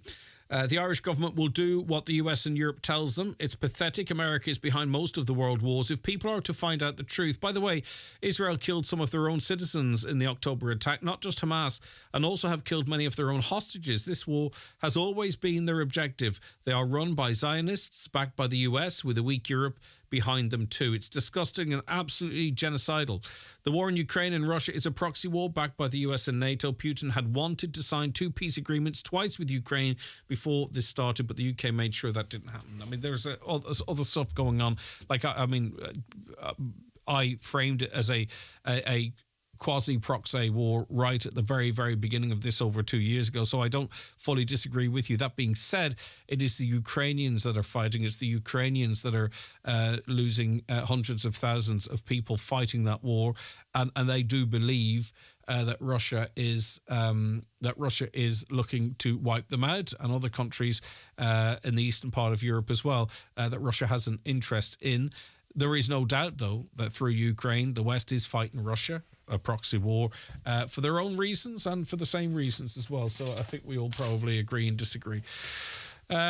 These people forget that the war in Palestine started when Hamas posted videos of themselves attacking the kibbutz, urinating on naked bodies and hacking the head off another with a hoe, followed by thousands dancing and cheering in the streets of Gaza. Israel warned people to evacuate areas, but Hamas set up roadblocks to stop them leaving and so increase the number of dead to encourage surrounding countries to attack Israel. And I have a few more coming in on that you sent me kindly yesterday, and I will get back to that. But I want to move now to welcome onto the show Kevin Bradley, the Mayor of Letterkenny Milford Municipal District. Kevin, good morning to you. Thanks for joining us. You're muted there, Kevin. Sorry, if you could just unmute for us, I'd really appreciate it, and we'll be able to hear what you have to say. No problem whatsoever, Kevin. Good morning to you. Good morning to all your listeners. Right, okay. Now, there is a public meeting. The council is inviting the public to have its say in developing the future plans for the old courthouse in Letterkenny as a tourist attraction. So is that the option that's on the table now, Kevin? It is going to be a tourist attraction, and it's just what type of an attraction it is? That's they're leaving it up to the people. They're having a public drop-in centre next Wednesday, the 17th, from 2 p.m. to 8 p.m. And they're asking the public to come in. It's an exciting time here for the public. It's a fantastic building in the heart of Letterkenny. It's good to see it and the regeneration of it. They got the money down from the URDF, and it's great to see the thing in progress. And asking people to come in with their views and visions, whether a tourist office, whether a museum, or for all different functions, to call in, have their opinion on it and say what they want to say. Yeah, and it's not just as an attraction in and of itself, but as a way of attracting more tourists into Letterkenny. You know, there's a lot of talk about the Wild Atlantic Way and what have you, but I'm sure Letterkenny, it does see its fair share of tourists. It wants to increase that share, the same as those in East Donegal. So whatever it becomes, it's to be an attraction, but to, as I say, attract more generally. It's a unique building, Greg. There's a lot of history to that building, and it's an ideal place right in the heart of Letterkenny. So it would be great if people would pass and would call in and get a look in and put their views on what they would want on that centre. It's a great place.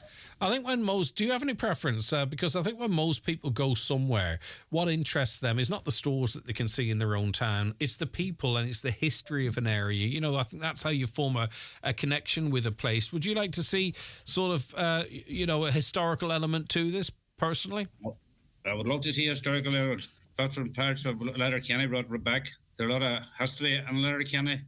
That used to be the Highland Fair was always done there down through the years at that very building. There are a lot of history that's brought in. If we could get the thing up and going, it'd be great to see it going. Yeah, it's really important everyone has their say too. If you have any interest in Letterkenny or this building at all to get along, it's on Wednesday the 17th of January and you can drop in anytime between 2 and 8 p.m. Anytime between 2 and 8, Greg. All right, Kevin, and you'd encourage people to turn out. Thanks very much indeed. That's the Mayor of Letterkenny, Milford Municipal District, Councillor Kevin Bradley. Let's get back to some of those comments, and then I do have to take a break. We were talking about the Horizon, the post office scandal. Still haven't got a chance to watch that programme yet, but I will. We spoke to a lady who had a post office in Claddy that was accused of stealing money. And was threatened with imprisonment and what have you. And the story's moved on really, really quickly because of that drama that's been put out by ITV. Greg, the company who made the Horizon system, Fujitsu, I believe you're correct, had a full team of people who were able to access individual post office systems. What they were trying to do was to correct mistakes that Horizon was making, but if they couldn't fix it, the money was going missing. The post office denied for ages that the system could be accessed from outside. That's a good show, maybe not so good if you were affected by it. Yeah, I understand where you're coming from. I never realised what happened to Claddy Post Office. They were wonderful people with a fantastic wee business. I greatly missed their shop and post office. Another powerful story made me so angry and sad to watch and learn what happened to all these people. Yeah, they all thought they were the only one, only for Mr. Bates there. Greg, big shout out to all the firefighters in Buncrana Fire Station for saving 5 lives in the fire in Buncrana. Heroes of our community, indeed. That should never be forgotten. Just 2 more. Today's Holocaust is the Holocaust of Palestinians, a Holocaust perpetrated by the Israelis, supported by most rabbis, synagogues and Jews worldwide. With regard to Israel being charged with genocide, our government are afraid to upset the USA or all the rest of the country supporting these murderers because the economy is more important than tearing the limbs of children and innocent people. Powerful words, but it's not that it's not happening, you know. And in reality, the senator yesterday pretty much said that was her view as well. Watch the show live now on YouTube, Facebook and at highlandradio.com. The 9 till noon show brought to you by Kelly's Toyota, where you can now test drive the new Toyota CHR, combining standout styling, an engaging drive and class-leading efficiency. Do you need a UK address? Save hundreds of euros on custom charges shopping online with Space Hub Dairy. We provide a full virtual address mailbox service for all your business and personal use. Save hundreds, possibly thousands on custom charges with Space Hub Dairy. Call 048 71 87 8077 or online spacehubdairy.com for more details. Get the power to save even more money for back to school with Tesco Club Cards round and down prices. Get 3 for €5 in over 40 products, including selected Denny Irish Carved Ham and Glenisco Organic Kids Vanilla Yogurt 4-pack. Plus, get Capri Sun Orange 10-pack was €4.99, now €2. Don't forget, you can now turn Club Card points to vouchers in a Zap in our app. The power to lower prices. Tesco. Every little helps. Products subject to availability. Prices vary in Express stores.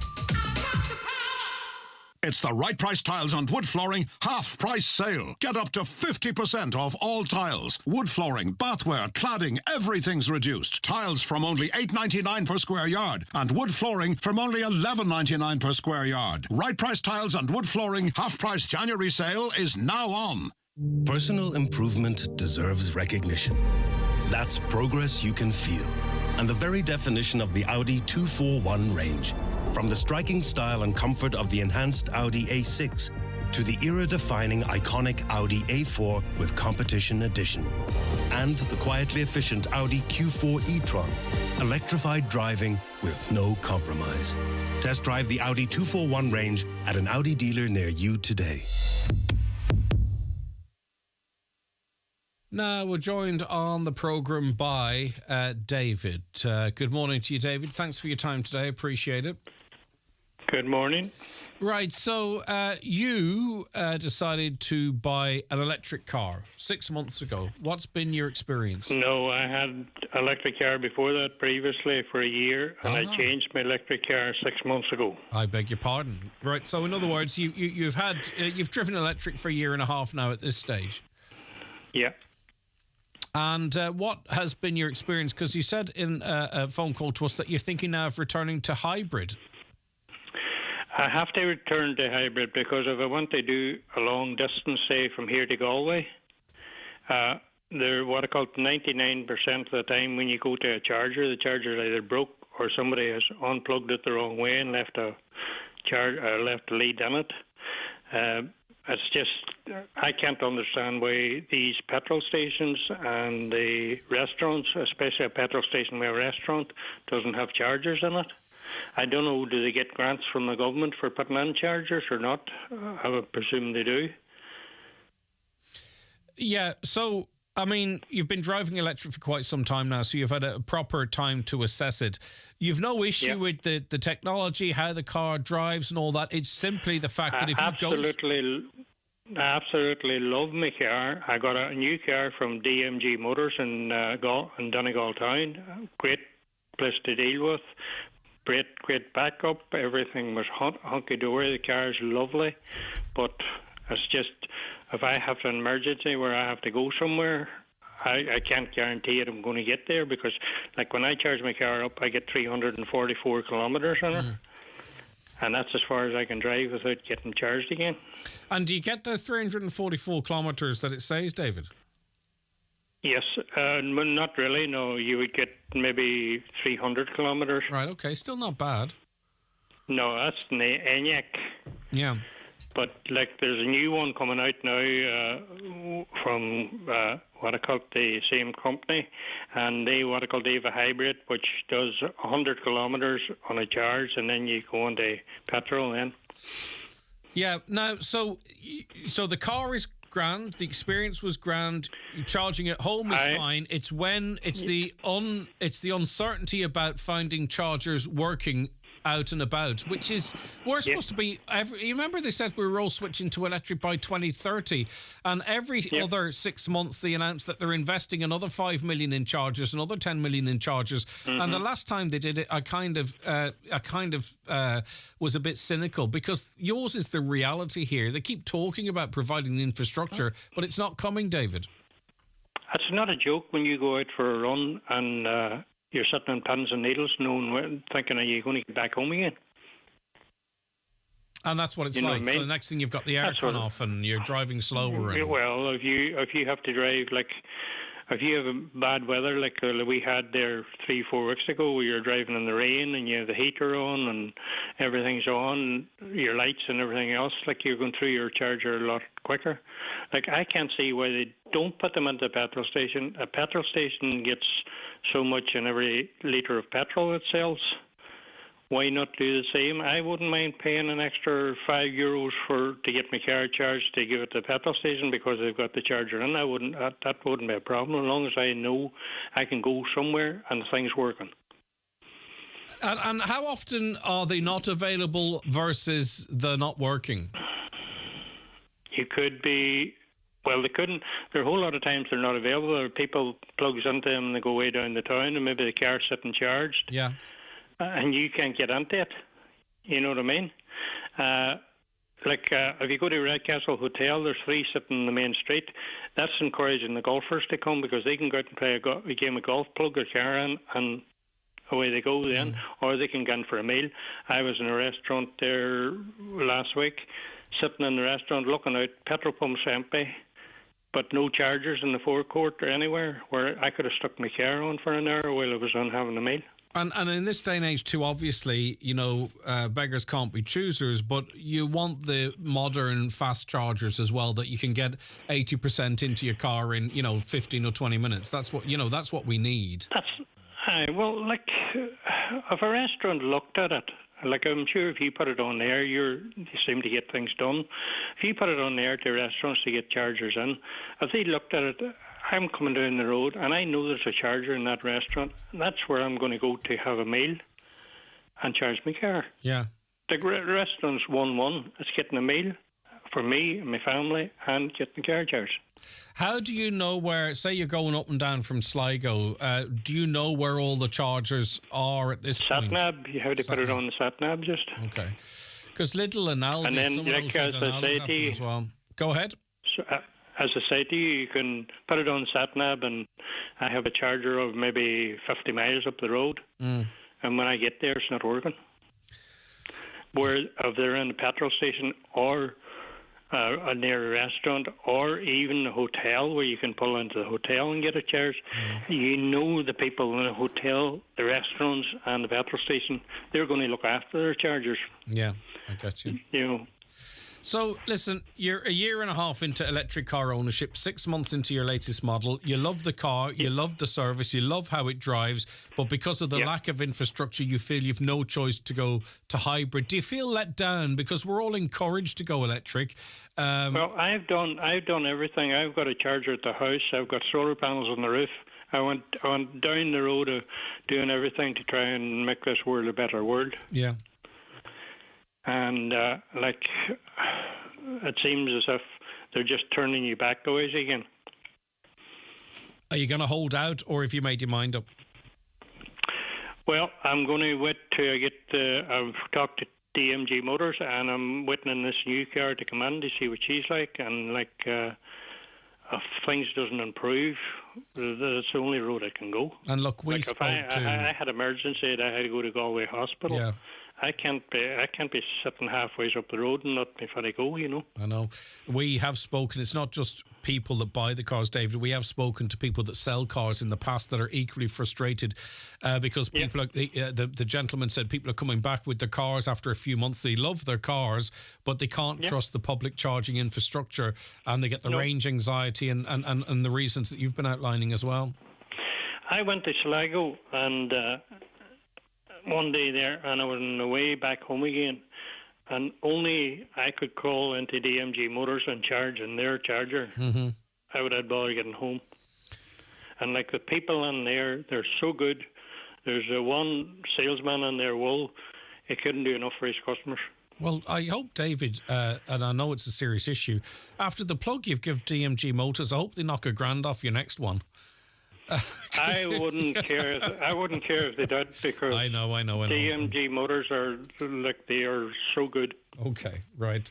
Listen, thanks very much, David. Keep us updated as to how your electric journey goes, because, as I say, you love the car. It's just the fact that you're let down by the infrastructure. Maybe you could go to somebody you know in the government to see if there is a grant for these people to put in these charges. We'll make inquiries.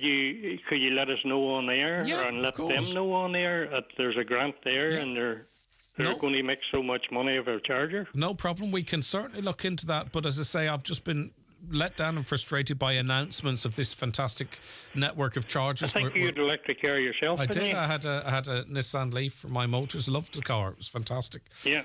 It was early days and the range wasn't huge, but ever since, I felt like I went backwards, if you know what I mean, David. It's a lovely way to drive, and it is. I'll tell you what I still do. This is the God's honest truth.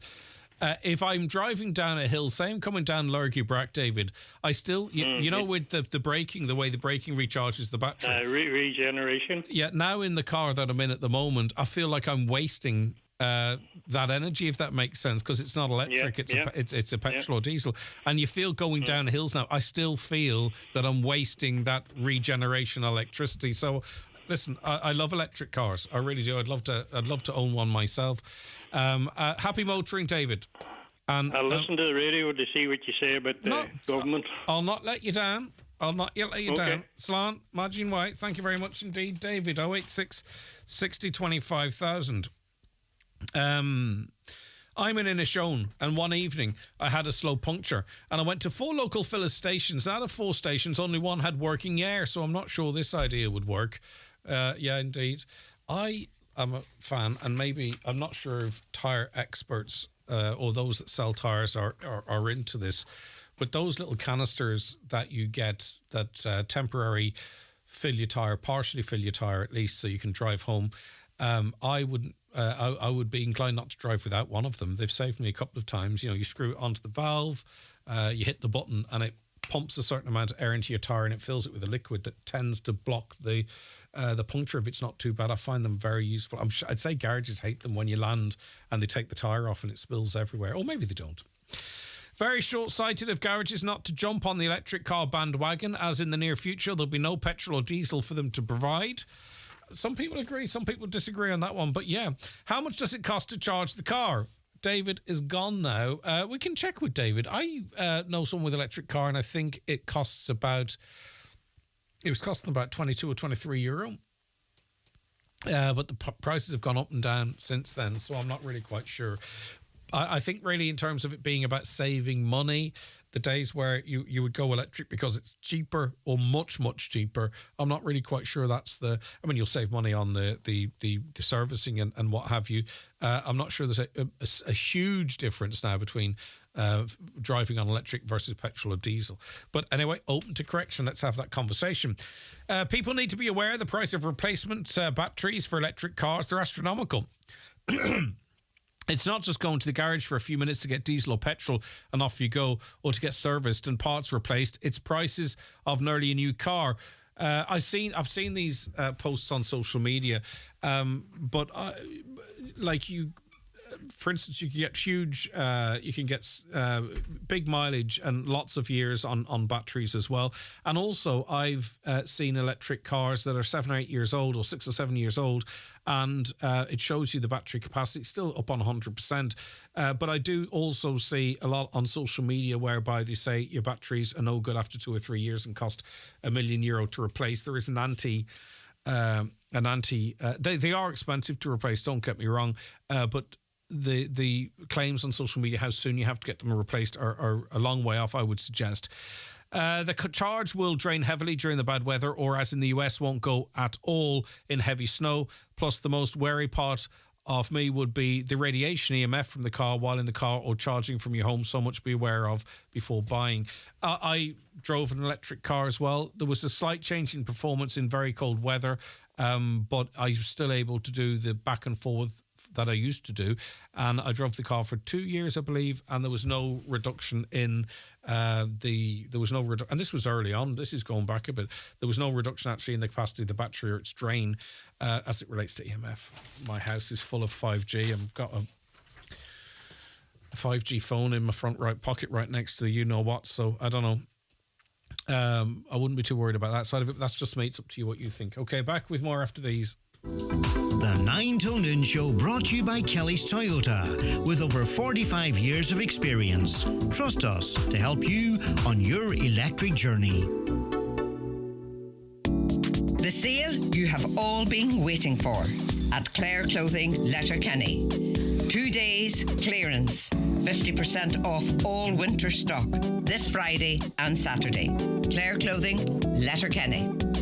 The McDonald's Saver Meal Deals have it all, like the classic cheeseburger Saver Meal Deal, including medium fries and a drink for just €6, or the delicious double cheeseburger meal deal, which is twice as nice for just €7. But there's more. For €6, you can get the mouth-watering mayo chicken meal deal and a delicious bun. Phew. I'm talking so fast because we all like getting our money's worth. And that's why I've only got 20 seconds to tell you about the McDonald's Saver Meal Deals.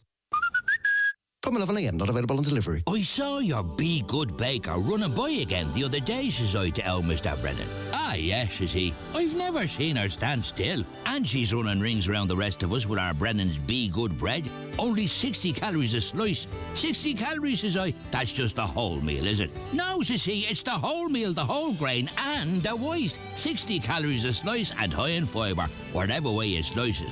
That's why anything baked is better with Brennan's. Today's bread today. It's the sale of the century at Milford Tiles. Unbelievable deals now on. 20% off all tiles and bathware in store. Free standard underlay with all wooden floors. Fitters and delivery service available. That's Milford Tiles. Big January sale now on. Call 083 091 0707. Highland Radio weather updates brought to you by Grant. Building a new home? Choose Grant's A Triple+ rated Airona air-to-water heat pump and Uflex underfloor heating. Visit grant.ie. Today, mostly dry and cloudy with just occasional sunshine. Temperatures 5 to 7 degrees in a light to moderate northeasterly wind. Right, okay. Kevin joins me on the programme now. Hiya, Kevin. Good morning, Greg. Happy New Year. And Happy New Year to you, Kevin. Unfortunately, though, you suffer from shingles. So what is shingles? Well, shingles is the nerve endings coming to the skin, and you'd nearly think that somebody had stuck about 500 electric probes around that area that's affected, and they're hitting you with about 150 volts continuously all day, every day, till they go away. Wow. Now, that's 4 years ago. I was in the hospital when I contracted shingles in the HDU department, and it went from the middle of my chest right round to the middle of my back. And I got sorted in the hospital. I had to go to Galway, an angiogram. So there was a whole setup there because they're contagious as well for a certain period of time. So that was all sorted. But I got home, and the pain is unreal. Unbelievable pain. I thought, God, is it ever going to stop? So I was down with my doctor. Doctor prescribed patches, lidocaine patches. Now, these are for extreme acute pain, these patches, aren't they? Acute pain on the skin, they're like all other patches that secrete the lidocaine into the skin, right? But you do get some relief from the shingles. Now, this went on for a period of about 6-7 months. And I was using 5 patches a day. Now, the boxes come in a box of 5, and they're between 20 and 30 pound a box. Wow. Right? So over the period of the 6 months, they're somewhere in the region between €2,500 and €3,500 spent on the treatment of the shingles for me. Right? I'm talking just for me. Also, in between times, I would be getting like a morphine tablets as well, a week's in between, just to try and get things passed over. So that was four years ago. Now I'm still affected with the shingles. Yeah. 4 years down the line. Yep. And I've had a guy on the phone, Cures, 5 times I rang him, and he'll hunt. He said to me, he says, "Look," he says, "Kevin, you have a very bad dose on." He says, "Because you should have been cured." But I was looking, I seen the shingles vaccine coming up, and I thought, oh great, I'll go to the doctor and find out about this, because there's no saying that the shingles won't come back on me. So I thought, we'll go and get the vaccine sorted. So I went down to the doctor, said to him, "Oh, by the way, shingles vaccine." Oh, he said, "That's a private script." I said, "Right." So I went down to the chemist, put on the script, and she came out to me and she said, "No, Kevin, that's very expensive. You have to get two injections over a period of 6 weeks or whatever in between. The first one and then the other one, then 6 or 8 weeks down the road. €200 an injection, right? That's €400. I thought, oh my God. And they're free in the north. Well, just to clarify, can I just clarify the costs, if that's okay? In Britain and Northern Ireland, and this came in from the 1st of September 2023, healthy people aged 70 to 79 can get a vaccine. People aged 50 and over with weakened immune system, they get the free vaccine. Healthy people 60 to 70 will become eligible for the vaccine over the next 5 years when they turn 65 or 70. And you are eligible for the vaccine after your 80th birthday. They say this is because it can occur in any age, but it's primarily in those age brackets. So it is free, but under the regulation since September 1st, 2023, it's for those age cohorts in the UK. In Ireland, they say a shingles vaccine is available on the market, but it's not given routinely in Ireland. The vaccine's not available through the medical card or the drug payment scheme. Go and see your GP, get the script as you did, but you're facing a bill of €400. It's crazy that someone in Lifford cannot avail of this and suffer what you did, and someone in Strabane can get the vaccine if they're of the right age or if they have a weakened immune system. It's crazy, isn't it? But you go back to what I said about the cost to treat live shingles. They're somewhere between €2,500 and €3,500. Yeah. Whereas can the HSE not see that prevention is a lot cheaper than treating it? Yeah, for sure. The treatment, because, I mean, I have a medical card, thank God, but the pain and what it does to you mentally, physically, and every other way. Can you imagine just being hooked up to a machine that's hitting you with about 150 volts? Yeah. All around that whole area. I can't imagine. Wherever you're affected now, that's unbelievable. I still get, every night I get a few jags, and it's either under and around the armpit, around the back, or at the front of the chest. And that's 4 years down the road. So it's been a long, slow process. I don't need patches anymore, but thank God, yeah. I kind of thought, wow, there's something badly wrong with the system in this country when they can't figure out, look, see, people of my age, which is the age cohort that you mentioned there, are very, very susceptible to getting shingles out of the blue. No reason at all. Yeah, and they did a big publicity on it. Can I just say one thing to back up your claims about prevention being better than cure, if you don't mind, Kevin? Just some statistics. In the first 5 years of the vaccine programme in Britain, there were 40,500 fewer GP consultations for shingles related diseases, 1,840 fewer hospitalisations. Now, that doesn't talk to the vaccine uptake. So obviously not everyone's taken the vaccine, but of those that did, it led to 50,000, 10,000 a year less people attending the GP. So if the Irish government or the HSE needs any evidence that prevention is better than cure, at least financially, God knows, not just for the pain that you went through, there's the evidence right next door to us. The evidence is there that a vaccination programme greatly reduces the amount of people that need to see a GP for shingles. Yes. We have the vaccine for the flu, the vaccine for pneumonia, we have the vaccine for COVID. We should be getting the vaccine for shingles. Now, I have a lot of wee things, medical things that are leaving me very kind of open to all sorts of different things. But I'll go for the vaccine for everything that I could and know is going to help me. And the fear of these shingles coming back, now I'm going to have to buy this vaccine, right? But I just can't afford it at the moment. It's terrible. I know I'm going to... The amount of comfort, if you could get that vaccine, Kevin, that anxiety of a return of shingles, because you put in an awful time of it. If you could get that vaccine for free, or hopefully you can get the money together to get it, that would make your life much better with everything else that you're dealing with. If you didn't have to worry as much about the risk of that returning, you would have a more productive, happier life, I presume, with every other with the other challenges, that you say you're facing.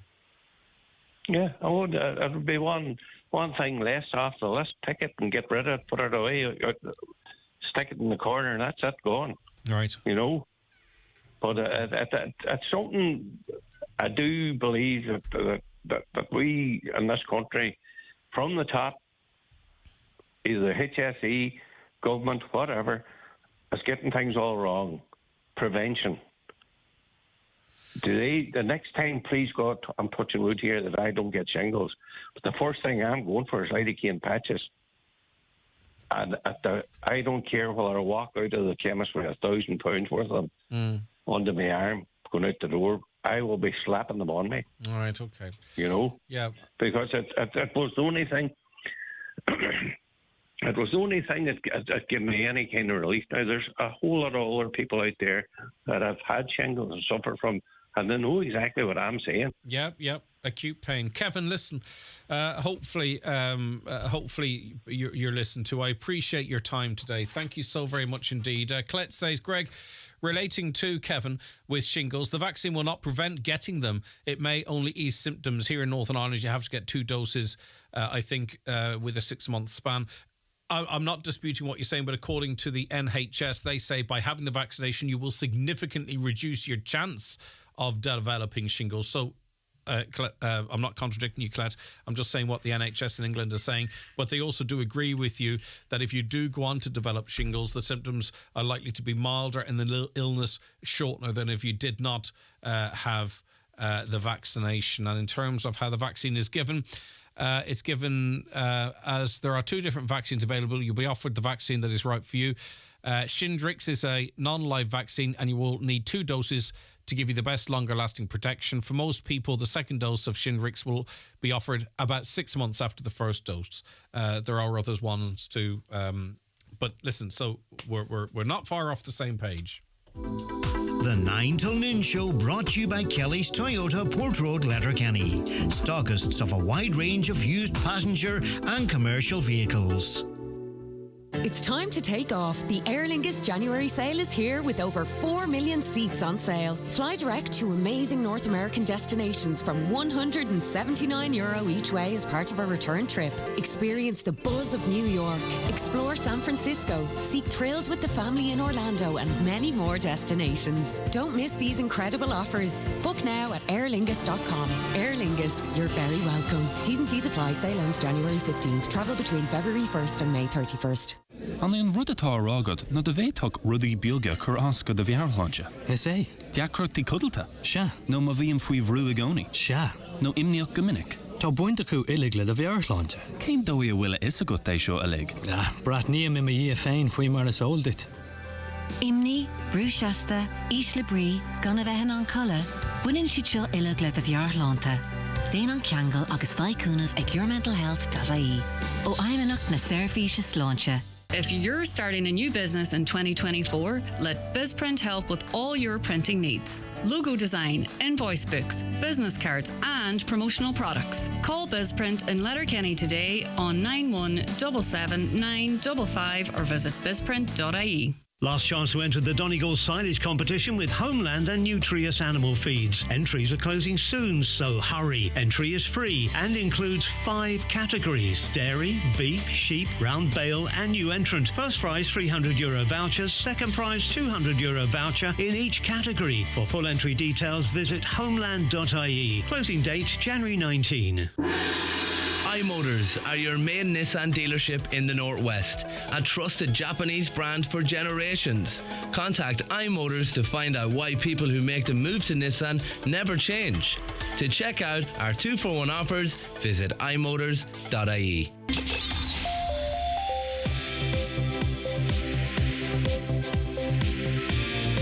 The county's #1 talk show, The 9 till noon show on Highland Radio.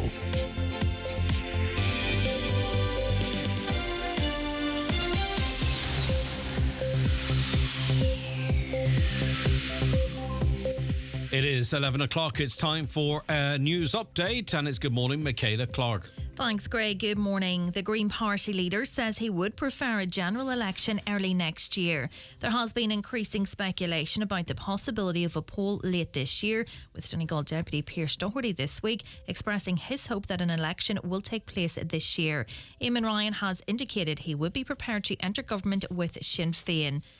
Well, 3 more names have been thrown into the hat in Donegal ahead of this year's local elections. This week, Killybegs man Manus Boyle was selected, along with 25-year-old youth worker Jason Harley from Frosses and Joseph Malloy, a postmaster and shopkeeper in Gweedore, to go forward for the Fine Gael local selection convention for the 2024 council elections. The International Court of Justice is hearing whether or not Israel is committing genocide against the people of Gaza. Israel strongly denies the allegations being made against it in the case being taken by South Africa. Colombia and Brazil have expressed their support of South Africa, with over 23,000 people in Gaza killed since October the 7th. Patients are facing long delays in getting an ambulance as a result of overcrowding in emergency departments at hospitals. One elderly patient had to wait 4 hours for an ambulance while suffering with a broken hip. The latest ESRI report revealing Donegal to have the highest need for long-term residential care beds in the country is further evidence of worsening regional imbalances, according to a South Donegal deputy. Deputy Marion Harkins says she has repeatedly urged the government to intervene to secure sufficient long-term care capacity in the northwest. Graffiti in Letterkenny is said to be getting out of hand. Donegal County Council is facing calls to tackle the ongoing defacing of road signs and buildings in the town. There has been a noted increase in religious references being painted around Letterkenny. And primary school students should spend 1 year learning every subject through Irish in order to enhance the level of competency in the language. A debate has arisen this week around the teaching of Irish in schools and whether the subject should remain mandatory for all students. Those are the latest headlines. We'll be back with an update again at 12 noon. Thank you, Michaela.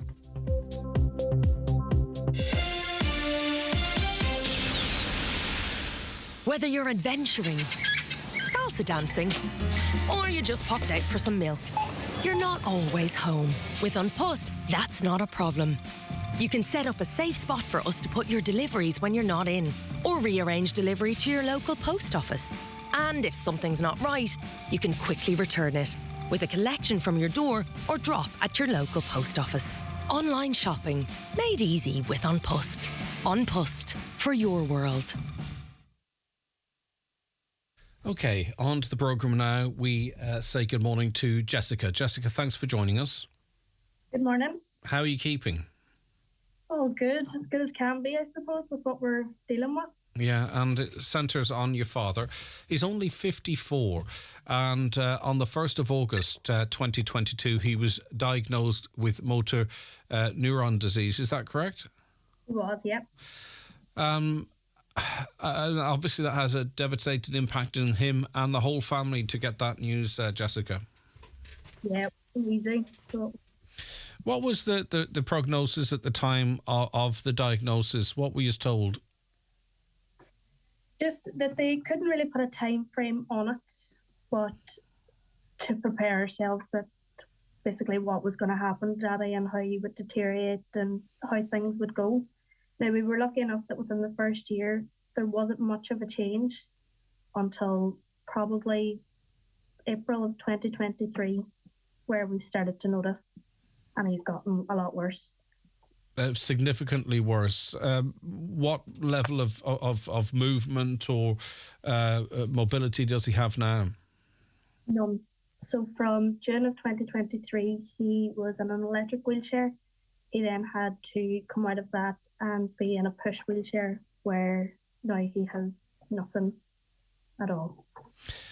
And obviously that means that in terms of feeding him, washing him, going to the bathroom, getting in and out of bed, that all falls down on the family at this point?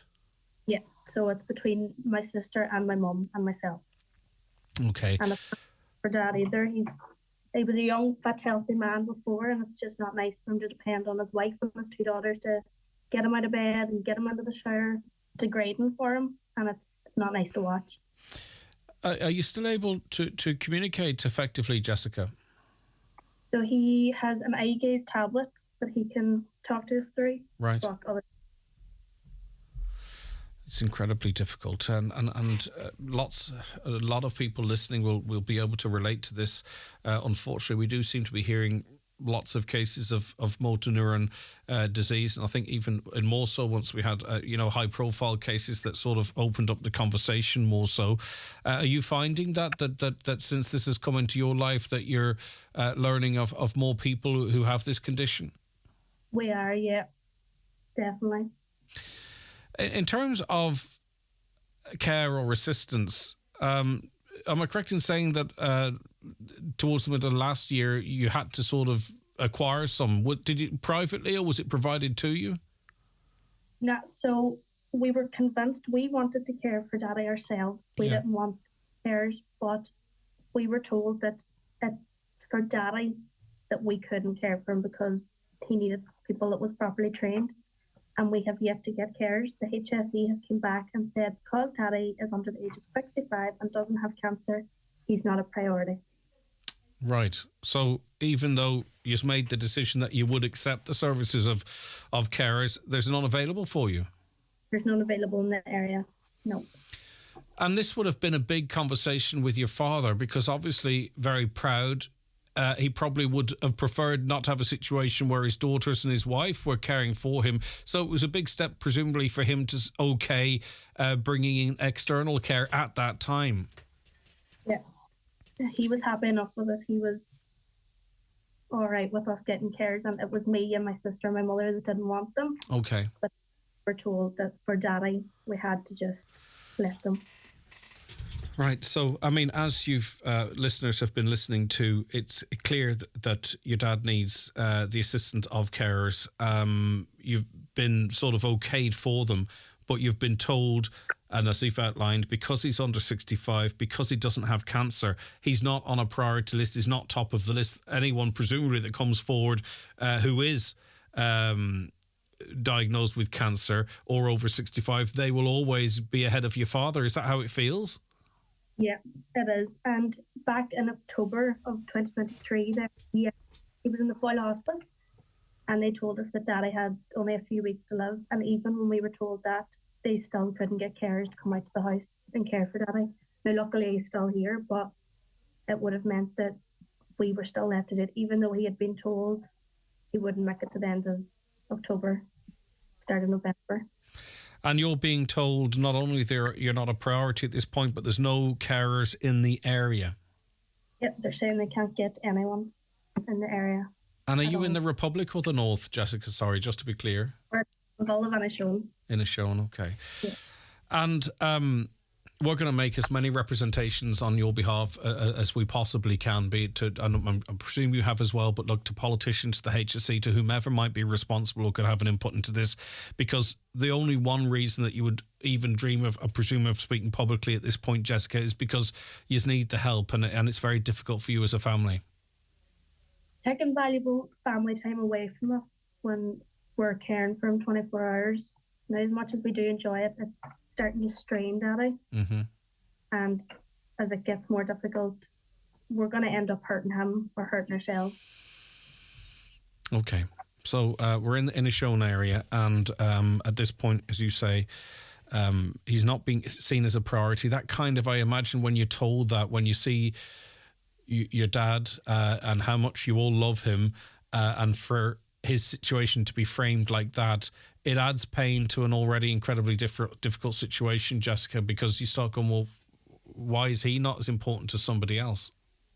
Yeah, it does. Right, okay. Well, will you leave it with us, and we'll make inquiries if that's okay.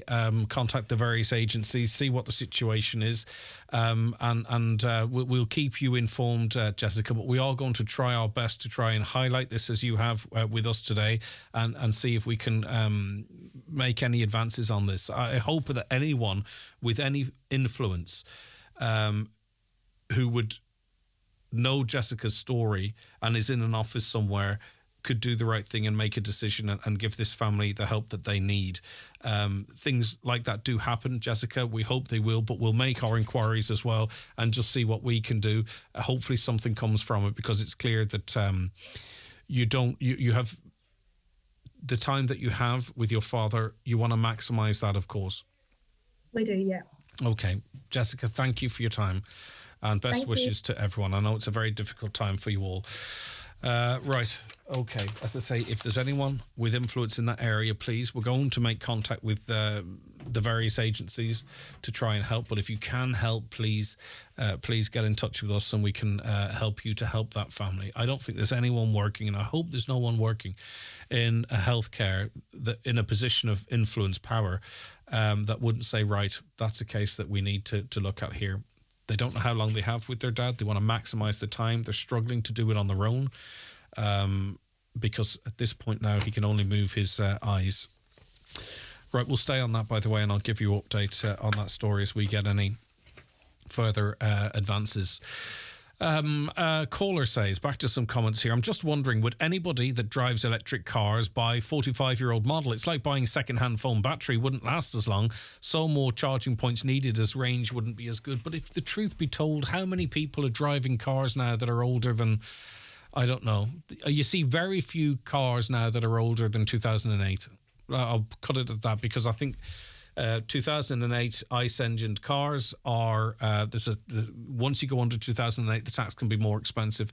So I think most people, the majority of people, aren't buying 45-year-old cars. You might have some that do, of course, because there are vintage cars and all that type of stuff. But the majority of cars that people use on a day-to-day basis, I would argue, are 2008 up, or even more newer than that. Now, that's not to say there aren't people driving older cars, but if we're talking about, typical of this country, no plan in place for anything. Eamon Ryan tells us all to go electric. All he does is create problems. We have to use smokeless coal. It takes hours to get it going in an open fire. We're living on one pension and now have to use heating, though we can't afford it. When are we going to get hydrogen cars? The jury's out on hydrogen, that hydrogen might be adapted for heavy goods vehicles and what have you. I would follow some people with influence in the electric car market, and they don't believe that hydrogen will be generally adopted. Now, of course, if you've got an interest in electric, you don't want hydrogen, do you? That's like if you've got an interest in petrol and diesel, you don't want electric. But people with influence in that area seem to think that hydrogen will not be practical for your domestic car, but might be for lorries and tractors and what have you. We'll wait and see. Hi, Gregory. Car charging points. I heard on another radio show that there's a new system just launched where you can book someone's home charging point to charge your vehicle as long as they are registered on the program. It's just like Airbnb for charging points. Interesting. How widely it'll be used, I don't know. That sounds to me like someone who's gone on Dragon's Den. Sounds like a great idea, but we'll see. Maybe it's bigger than I anticipate, but I don't know. I mean, people rent out their parking spaces next to the airport, so I wouldn't be surprised at anything. What about the price of replacement batteries for electric cars? Children are forced into crawling into mines in Africa to get the cobalt and nickel for the batteries. Is that acceptable so rich people can continue to drive? Yes, but look where we get our oil and what they do with that money. Do you know what I mean? If you want to go down that route again, I hope I don't sound like I'm a contrarian today, but if we're worried about how cobalt and nickel is being farmed, well, we also need to worry about what's being done with all the money that's being made from the oil industry. What are they doing with that money, and how do they run their countries, and how do they treat people in their countries? Do you know what I mean? We're supporting their countries. Greg, be careful about misleading people about the cost of servicing of electric vehicles. I've heard reports of servicing being more expensive for EVs. I don't have an EV, and only saying what I've heard. It would be interesting in garages, could give an idea of what it costs. Well, I had an electric vehicle for a couple of years, and the servicing was minimal because there are very few moving parts. There is the motor now, in terms of what is done to the motor, but in terms other stuff that can go in an ICE engine car, I didn't see that. The Minister for Transport held a conference sometime last year to promote electric cars. When he went to plug the car in, it wouldn't work. The newspapers all reported on this, and it's just so ironic. A perfect example of why I will stick to petrol. Fair play to you, by the way. I'm not in any way trying to convince people one way or other. Padraig Pearse defended the use of the Irish language by a cart owner in Letterkenny Courthouse. Okay, interesting history. This is the type of stuff, if I go somewhere, that interests me. Hi, Greg. Sorry, I must have missed the highlights of the men's soccer team in the World Cup in 2023. Just saying that if people want to see the ladies in action, be in Gaelic, soccer, boxing, basketball, they'd be pleasantly surprised at the skill and talent in women's sport. Here, here. Back to electric cars. I agree, the backup for electric cars is shocking. Now, come here, seriously, I'm all for a dad joke, but you're taking the mickey now. Yeah, they're upside down. Shannon, can you rotate them 180 degrees? Thank you, perfect, well done. Thank you so much, Shannon. Isabel and the team in Donegal Hospice say they can... Caroline, I'm only joking. You know, give it out to me while I'm on air. This is important. Isabel and the team at the Donegal Hospice say they can offer Jessica and her dad some home support. Okay, can I just say, Isabel and everyone at the Donegal Hospice, I couldn't be a bigger fan of the Donegal Hospice. Many of us have been touched by what they do there or might be in the future. Isabel has gone on to us from the Donegal Hospice to say that they can offer Jessica and her dad some home support. Now, that does not, I don't know what the level of that support might be, right? But that does not mean now that we will not continue our inquiries elsewhere. But just off the back of that phone call in a couple of minutes, Jessica, thank you so much. And all of your brilliant team at the Donegal Hospice, they say they will offer Jessica and her dad some home support. We'll put them in contact with each other, okay? And see what comes from that. So it was weighing on me, and I feel that hopefully now that's to some extent that will improve that situation. We'll keep you updated on that. The county's #1 talk show, The 9 till Noon Show on Highland Radio.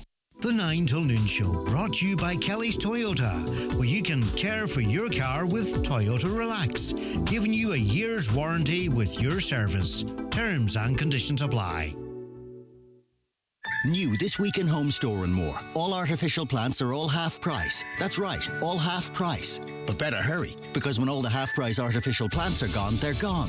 Also, all car accessories and all home gym equipment are still all half price. But when all the half price car accessories and all the half price home gym equipment are gone, they're definitely gone. Drop by your local Home Store and More. Visit us online at homestoreandmore.ie. New store now open in Frascati Centre, Blackrock, Dublin. Home Store and More. A happy home. The TUI Live Happy sale is here, with savings of up to €250 per booking. Free child places, even in the school summer holidays. Plus low booking deposits from €50 per person, with holidays to suit all budgets. Relax and get booking. TUI Live Happy. Offer T's and C's apply. Hi, Mark here from Highland Motors at the Mountaintop in Letterkenny. What would you look for in a new car? Maybe a reversing camera with reversing sensors, bright LED headlights, or maybe you're into your tech, like Android Auto or Apple CarPlay. Wireless, of course. If you also like great comfort and want all of this at a really good price, the new Citroen C4X U Edition is the car for you. Call in to me at Highland Motors at the Mountaintop in Letterkenny. Oh, and that really good price? $29,900 on the road. Highland Radio time checks with Expressway. Travel Route 32 from Letterkenny to Dublin when you book online and travel for less. Expressway, bringing you the time at 11:18. You're very welcome back. Now, as we mentioned at the start of the programme, the price of a national stamp is going up. Garrett Bridgman is CEO of On Post Commerce, Mails and Parcels, and he joins us now. Hi, Garrett. Morning, Greg. Thanks for having me. Before we get into the reasons why, and they're kind of self-explanatory, how popular is national posting now? I mean, is it mostly banks sending out statements and what have you, or what is the sort of demographic, if that's the right word, of the national postal system? Yeah, so obviously what we've seen in the last number of years is we've seen a big increase in people sending parcels.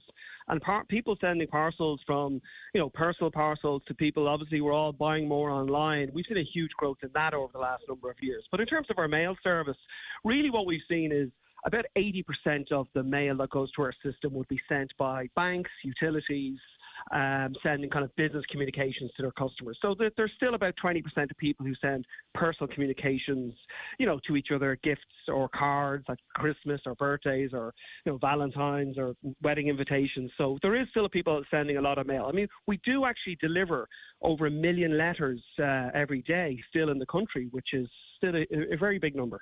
It certainly is, but the cost of doing so has increased, and I presume On Post can't absorb those costs, so that's where we're seeing these increases.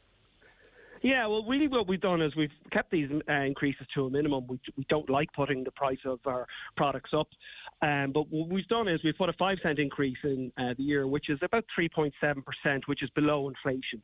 And really the necessity for doing it is to, our costs have gone up, and actually if you look at our input costs, we're heavily weighted in terms of things like fuel, vehicles, transport, energy, and they're actually up 6% this year on last year. So, big increase, but we've kept them to a minimum. But what we'd say to customers is well, first of all, we're still way below the EU average, which is 173, and we're below our neighbours in the UK for the first time ever. And we still offer one of the highest quality of services of mail in not only in Europe but in the world. But we'd say to customers out there, because everybody has a few stamps knocking around, they have them in their wallet, or they might have some Christmas stamps left over. The stamps that you have today are still valid, and you can use them in the new price range. So they're still valid and you can still use them. And then for our business customers who are incredibly important to us, And our consumers, there's discounting available as well. So if you buy a booklet of 10 stamps, it's still $135. A lot of people have businesses have these sort of these machines that they put their letters into, and it's not a physical stamp. Is that what a national machines? Yeah. Is that what a digital stamp is? What's a national digital stamp? It says it won't go up the same. So I don't even know what it is. Yeah, so a digital stamp, really what came about this is that, we've all been there where, we want to post something to somebody, but we can't get to the post office. It's the weekend and the post office is closed, or it's late at night and your business has been working. So what you can do is you can buy an actual digital stamp from An Post, download the app, and for €2, you can actually download the app, put in your credit card details, and we'll send you a 12-digit code. You write that digit onto your envelope, and that item then will be delivered the next working day. But what you'll do is you'll get a text to tell you when it's delivered, which is really, really handy. So it's like registered post to it. It's not like registered post, but the end game is. So how much is a digital stamp? A digital stamp is €2, and that's not going up in price as part of the increases. And the great thing is we're launching an international digital stamp later at the end of this month, because a lot of us are sending cards and communication to our friends, or across the water or worldwide, and really getting that text notification to say your card is being delivered is fantastic, because it gives you that comfort of mind, especially if you're sending something internationally. After Christmas, Garrett, and listen, this might not be in your area of expertise, but after Christmas we got a rush of calls, and then it started a big conversation, and dozens of people posted stuff to Australia, be it envelopes, like cards, envelopes and parcels, and we had dozens of people that they weren't delivered. Now, I have no doubt that An Post got them to the ferry or the plane or whatever it might be. Have you heard of this, Garrett? Any insight as to what's happening over there? Is it because of the type of stuff we're posting, or is there issues with the Australian Postal Services? Again, the answer is not my area of expertise. That's fine too. Yeah, no, I mean, we obviously a large part of our traffic and a large part of our customers' product goes internationally, and we deal with all the international posts. We haven't heard anything specifically around Australia and are having any issues out there. So what I'd say to any customer listening, if you have any issues in relation to any of your items, we have an award-winning customer services team who just ring in and they will answer any queries I have. And they are knowing for, going to the ends of the world to find your item and find out where it is if it hasn't been delivered. But it should have been. But as I said, we haven't heard anything specifically about Australia during Christmas. Yeah, and it was generally accepted. If there is an issue, it's on that side rather than this side. All right, Garrett, thanks for your time. Garrett Bridgman, CEO of An Post, Commerce, Mail and Parcels. Some comments here.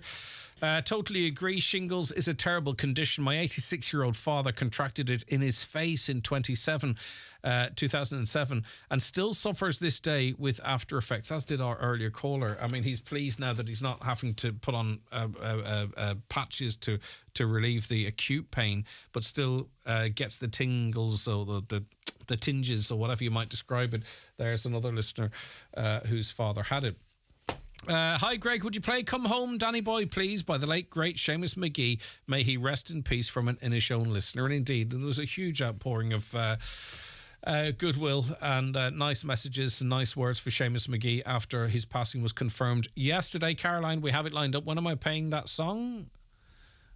We'll play it a little later, and we might play out with that because Daniel O'Donnell is going to speak to us just to pay his tribute as well. And sometimes I think when Daniel does that, he's speaking on behalf of all of us, if you know what I mean, or those out there listening who, with a love of music, I think he articulates things almost on the music community's behalf, if that makes sense. So he's going to join us a little later in the programme.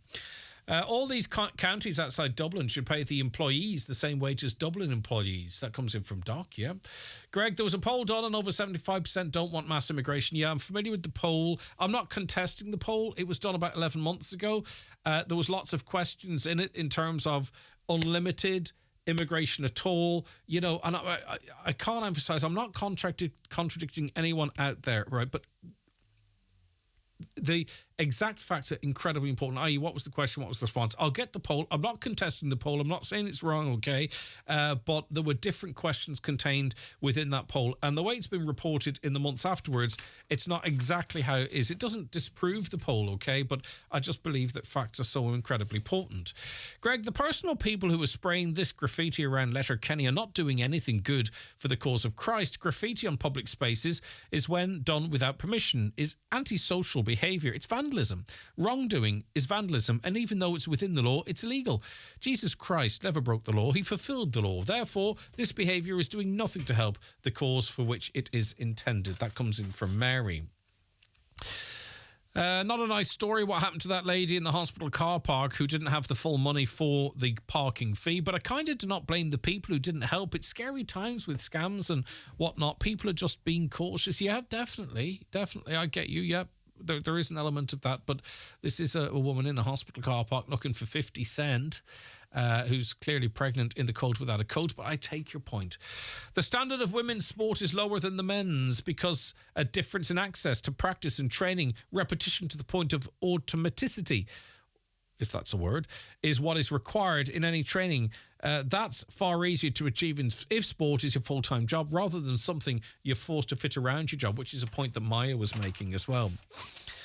No consultation about the 30 or 50 Ukrainians being housed at the pub in our area of the Gaeltacht, which will now lose its Gaeltacht status because there are more Ukrainians than Irish speakers in the village. Does the eradication of Irish culture not merit public discussion? Yeah, of course it does. Have the conversation, give us a call, or we'll call you and come on and talk to us about that. No problem if you want to discuss it. I'm just listening to the views of people on women playing men's sport. Well, I'm a man, and I have no problem with it at all. You have to do is look at the Ireland's women's soccer team. They would beat the men's team, no problem. And as for boxing, it would be a brave man to get into the ring with Katie Taylor, just my opinion. Rachel Blackmore, one of the best jockeys in the world and is female. Another on the gender balance in sport. People have that much to think about that they're thinking about women in sport. They're very used to seeing men playing. By highlighting women in sport, you're wasting valuable airtime. When you could talk about more important issues, people are used to men playing in sport as they're stronger. Girls are only playing in sport recently and people aren't used to seeing them, says that listener. Okay, I'm surprised point of view. Listen, there's always something more important to talk about, but there's light and shade, different subjects, different topics. So I appreciate it. Let me see. Electric cars. David, who is he loves his electric car. He's a fan of his electric car, but he just can't trust the network to charge it. David is right about electric car plugs, and hybrid cars is the way to go. Best of both worlds, no range anxiety. I'm driving my second plug-in hybrid Kia Sorento for my motors in Drumkeen. Very pleased. That comes in from Michael in Drumkeen, who didn't travel too far for his car. Well done. Let me see. Regarding, by the way, we have Minister Eamon Ryan on the programme tomorrow. I want to get his views on houses being rebuilt in this county to old building standards. I just can't wait to hear what he has to say about that. And not to catch him out, but just to get the Green Party leader, who is a member of the government coalition, to explain why he thinks it's a good decision that we rebuild houses in 2024 to 2008 standards, or is it 2005? 2008 standards. And we'll probably go into, yes, but there is a grant available. But why is there a grant available? Just should it not be more streamlined? So I can't wait to ask him about that and get a definitive answer for the people that are affected by it. I'm very interested in what is the government's commitment to the 10T road projects, bridge in Letterkenny, etc. Is it on the cards? What is the time frame? The last time I spoke to him, there was no time frame. Is there a time frame now? Are things moving ahead? Maybe he has a surprise announcement. I haven't a clue. And other issues as well. So it won't be live because he's got other appointments, so I'm going to come in early and record it. If you want to message 086 60 25,000, I can't reel off a whole load of stuff. We have a short period of time, and people are inclined to answer questions in a long format, so you don't get as many questions. Because they want to be thorough, of course. That would be the reason. But we're going to do that tomorrow and play it out then tomorrow after 10. So those are a couple of issues. There are more in the back of my head, but things I think very important that we got a bit of clarity on. We're talking about, is the government fully committed to funding and seeing the progression of that route when everything is dotted and crossed? When is it going to happen? What's the time frame? Give us a time frame. He knows he's coming up here. He knows he's going to be asked about it. So if there is a time frame, we'll hear it. If there isn't, I think maybe should we start questioning whether it will happen or not as well. There's very little road building activity going on in this county at the moment. There's that work at the McGrory's Bray. I think there's a bit of work out in Glentees. Outside of that, what else is happening? Is there any work on significant road development in Donegal happening at the moment, or even in the pipeline? Now, I'm open to correction. Is there anything? We've got that work at McGrory's Bray, which is really for cycling, but also will improve road safety. And I think there's a bit of a work going out in Glentees. But other than that, are there any major road works planned? Anything that might actually happen? Looking forward to a conversation with Pat the Cope Gallagher. He's on the programme next. I want to know what his plans are. Hopefully he'll answer the questions. He'll answer me one way or other. Whether if he's made a decision, he'll tell us. If he hasn't, he won't. But we'll find out, because I think, I personally, and I've said it on the programme before, I think Pat the Cope Gallagher has the potential to have a really significant influence on the general election in this county when that is finally called. But we'll get his views, his intentions on MEP-ship as well. That's coming up in a couple of minutes. Watch the show live now on YouTube, Facebook and at highlandradio.com. The 9 till noon show brought to you by Kelly's Toyota Port Road, Letterkenny. Home to a wide range of Toyota commercial vehicles. Your perfect business partner. Watson Menswear's big January sale is now on, in store and online, with great discounts across top names in menswear, like Andre, Tom Penn and Rimazumo. Also big savings on Superdry, Penguin and Tommy Bow footwear. Don't miss out on some great bargains in the big January sale now on at Watson Menswear, Main Street, Letterkenny, and online at watsonmenswear.com. Do you need a UK address? Save hundreds of euros on custom charges shopping online with Space Hub Dairy. We provide a full virtual address mailbox service for all your business and personal use. Save hundreds, possibly thousands, on custom charges with Space Hub Dairy. Call 048 71 87 8077 or online spacehubdairy.com for more details. Hands off our land. For more in your Irish Farmers Journal, here's Paul Mooney. The new IFA president has vowed to fight the confiscation of farmers' land. Board B, a QA proposal, tells farmers who they should buy cattle from. Taoiseach vows to resolve VAT issues and TAMS grants. Minister backtracks on acres payments. Plus, don't miss our top tax-saving tips that could save you thousands, including farmer case studies and advice on how to minimise your revenue bill. Only inside the Irish Farmers Journal. You cannot afford to miss it. Why leave all the magic moments or great scenes you've captured on your phone sitting there or in the cloud when you can have them printed at McGee's Chemist? Using the McGee's app or one of the in-store kiosks, you can upload your photos from your phone, Google Photos, Facebook or Instagram and have them printed instantly within an hour or in by 10 and ready by 5. See mcgees.ie for more details. Hold your memories in your hand with McGee's Chemist, Letterkenny. It's the big brand sale at Super Value, and there's great special offers like selected cupboard fillers like Fibre One, Belvita biscuits, and Jacob's rice cakes, any 3 for €5. Exclusive to Real Rewards members only. Plus, get money off vouchers every week on the app. So don't miss our big brand sale and pop in store or online for great savings at Super Value. T's and C's apply. Okay, you're very welcome back to the programme, and it is a good morning to former MEP, former TD, Pat the Cope Gallagher. Good morning, Pat. Thank you so much for your time today. Good morning, Greg. Right, now, you had been tipped for to run for Fianna Fáil in Europe. Of course, you've got a track record, as I mentioned, as a former MEP. Were you open to that idea at a point and has since changed your mind, or what has been the process there, Pat?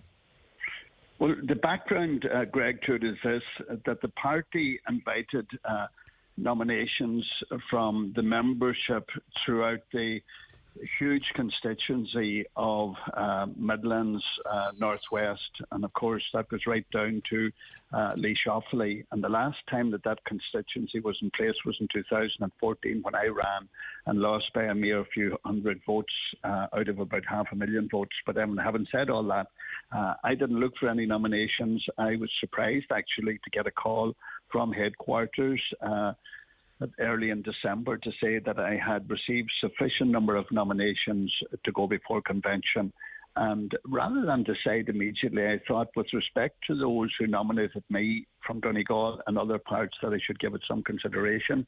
So that there was no difficulty with that. I did that over the Christmas, and of course we had the untimely death of our good friend Noreen McGarvey, so I decided that I wasn't going to consult with anybody until last weekend, and I decided finally that I wouldn't contest it, that it meant I would have to embark on a huge campaign throughout all of the constituency, and I'm familiar with that from the past, and I'm as physically able as I was when I embarked on a campaign in Connacht Ulster in 1994, but I also took into consideration that there was another candidate nominated from Donegal who has been out and about for about 6 months. That's Sandra Niall Blaney, and I certainly wasn't going to be the one that was going to split the Donegal vote, and I took the decision at the weekend. I've written to the membership in Donegal to tell them that I wasn't going to contest convention, and I was calling on them to support the Donegal candidate.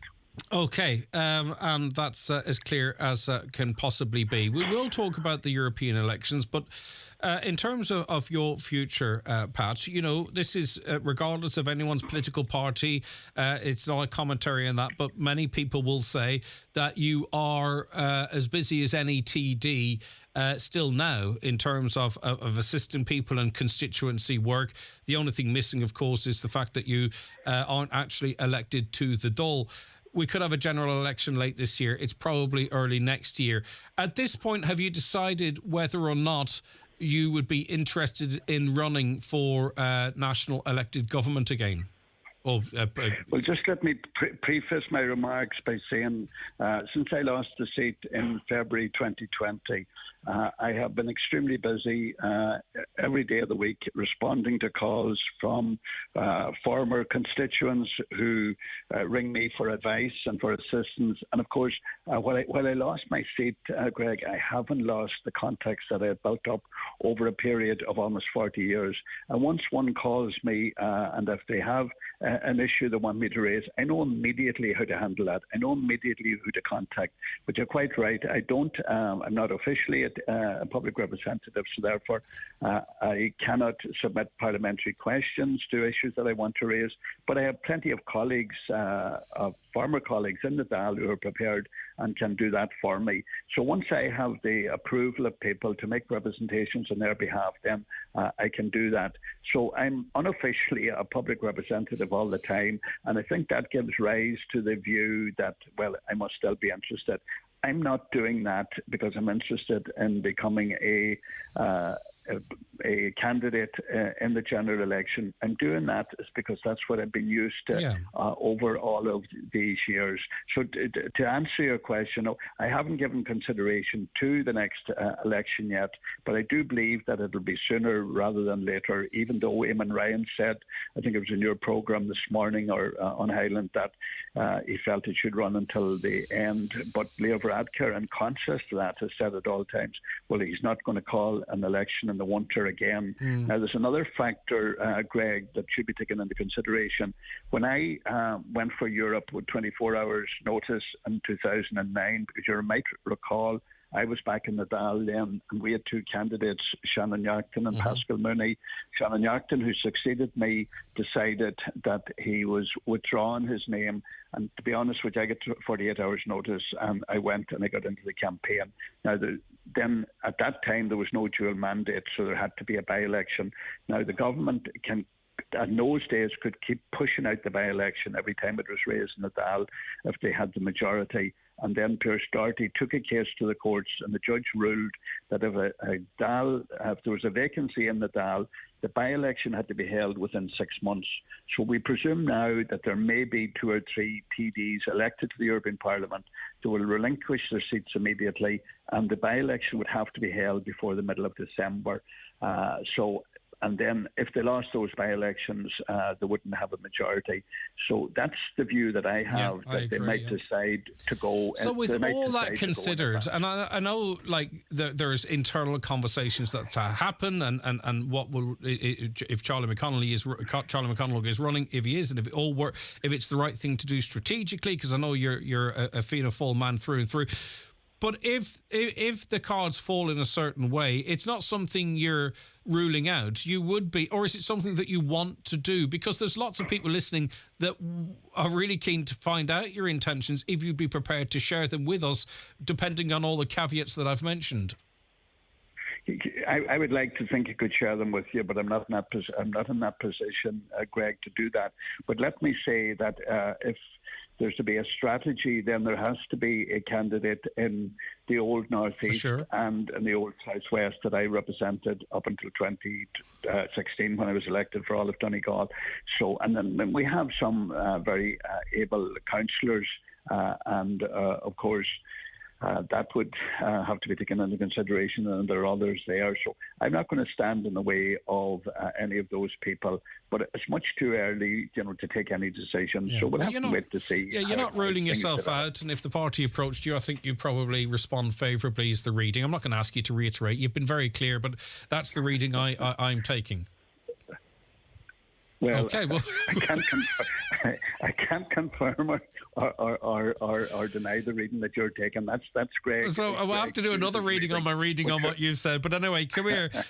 Before that, anyway, we have the local elections, which are going to be very important. And that you said in a press statement, that's your priority to work with the party to sort of maximise the vote and the returned councillors as part of the local government elections in June, a date we do know. Yeah, well, I've always said that the University of Politics is in Lifford in the local elections. I ran for the locals. I got elected, and a few years afterwards I went to the Dáil. So I've learned a lot there, and the local elections are vitally important. But if we look at the local elections in 2019, Greg, Sinn Féin did very badly in those elections, and we thought at the time that Leo Varadkar would have gone to the country, but no, he procrastinated and went on till January 2020 when he decided to call an election because he was under pressure to do it. He didn't do it of his own accord. He did it because the rural independents were putting down a motion of no confidence in one of the government ministers, and it was felt that they would have lost that. That's why he went at that time. So I think he may well go, and from sources within the government are telling me that we should be ready for an election possibly in September. And of course, if they do badly in the local elections, that might decide that he would carry on. It's very difficult to call. But there was one thing I would say, that when we don't have to go to the country at a particular time, we shouldn't have to go in the middle of the winter. I experienced that when possibly you weren't around at all in 1982, when we had an election in June 81 when I was first elected. Then it wasn't the call of the Taoiseach. The Taoiseach of the day lost the confidence of the Dáil. We had a winter election in February 82 and another one in November 82. Those were necessary, but when it's not necessary to call it in the winter, it should be in the summer, spring or autumn. Excellent stuff. Thank you so much for your time. I really do appreciate it, Pat. That's former MEP, former TD, Pat the Cope Gallagher. The 9 till Noon Show brought to you by Kelly's Toyota, where you can now test drive the new Toyota CHR, combining standout styling, an engaging drive and class-leading efficiency. Keep out the cold, cold, cold, and ring Fleming for their full range of garage doors, agri doors, insulated doors, milking parlour doors. Fleming, 91 48 234. Step into style with Green Shoes. Stocking the latest styles from all your favourite brands and footwear. From Doc Martens, New Balance and Echo to Riker, Birkenstock and Bugatti. Shop in store in Green Shoes Market Square, Letterkenny Shopping Centre and Fulcara. Or shop from the comfort of home on greenshoes.com and have the latest styles delivered right to your doorstep. Shop LK and One for All gift cards accepted in store. Green Shoes, perfect fit for every foot. Caróí the vaccine flu agus COVID-19 leat tá chóras in mínachta a náirtónaigh tinnas chromcúiseach. Multar vaccine flu dit má tá tú 65 nóí sinne. Multar chandáile COVID-19 dit má tá tú 5 nóí sinne. Multar an dá vaccine dibre chóram sláinte agus déan duine tá gumpar cluine nó bhfuil ruch sláinte fe téarmach arú. Leir le Dr. Tiley nó cógasúra an fartach nó chun níos mó ólas áil fécar hsc.ie ón HSC. On Business Matters this week, after the 6 o'clock news on Sunday, my guest is Eugene Gallen of ready meals company Bon Appetit, which is currently expanding into new premises. Business Matters in association with the Faculty of Business at ATU Donegal. For a career in financial governance, consider the Level 9 MA in Governance and IT in Financial Services, starting in January. Contact the Exec Ed Coordinator on 9186206 or email donald.hannigan@atu.ie today. Highland Radio weather updates brought to you by Grant. Building a new home? Choose Grant's A++ rated Airona air to water heat pump and Uflex underfloor heating. Visit grant.ie. Okay, let's have a look at that weather forecast then. Today, mostly dry and cloudy with just occasional sunshine. Highest temperatures of 5 to 7 degrees. Tonight will be cold, dry, generally cloudy. There'll be frost in some areas as temperatures fall to between -2 and +2 degrees. Some mist and fog will form in near calm conditions. You are tuned to the 9 till noon show here on Highland Radio. You can text us, of course, 086 60 25,000. 086 60 25,000 or give us a call on 074 91 25,000. Lots of you messaging in as it relates to electric cars and shingles and other issues. If we don't get through them today, trust me, we will tomorrow. We do appreciate every single contact we receive from you here on the 9 till noon show. So it was with great sadness that we learned that Seamus McGee passed away, a fabulous singer, a legend, he's been described as by many, and it's one of those passings I think that people who've grown up to and have memories associated with his music, that they feel, it feels like a personal loss as well. He was taught piano and accordion by Leo Brennan, father of Enya, and Marie Brennan, his primary school teacher. Master Duggan is the father of Noel and Podrick, both of whom are members of Clanad. So through his friendships, his learning, both educational, i.e. regular subjects, but music, all intertwined with some of the best in terms of music. And one of the best, if not the best, certainly out of our parts, is Daniel O'Donnell, who joins us now. Good morning, Daniel. Thank you for your time. Okay. Good morning, Daniel. Can you hear me? Okay, I'll go to Daniel in a moment. He's obviously dealing with something else. Just to remind you that Seamus was the lead vocalist of the National Show Band, who offered him the position of lead vocalist with the band, and he went on to perform all over the place. Daniel O'Donnell is with us now, I hope. Daniel, are you there? Hello? Right, he just isn't there. So let us, whilst we line Daniel up, listen a little bit to Seamus McGee.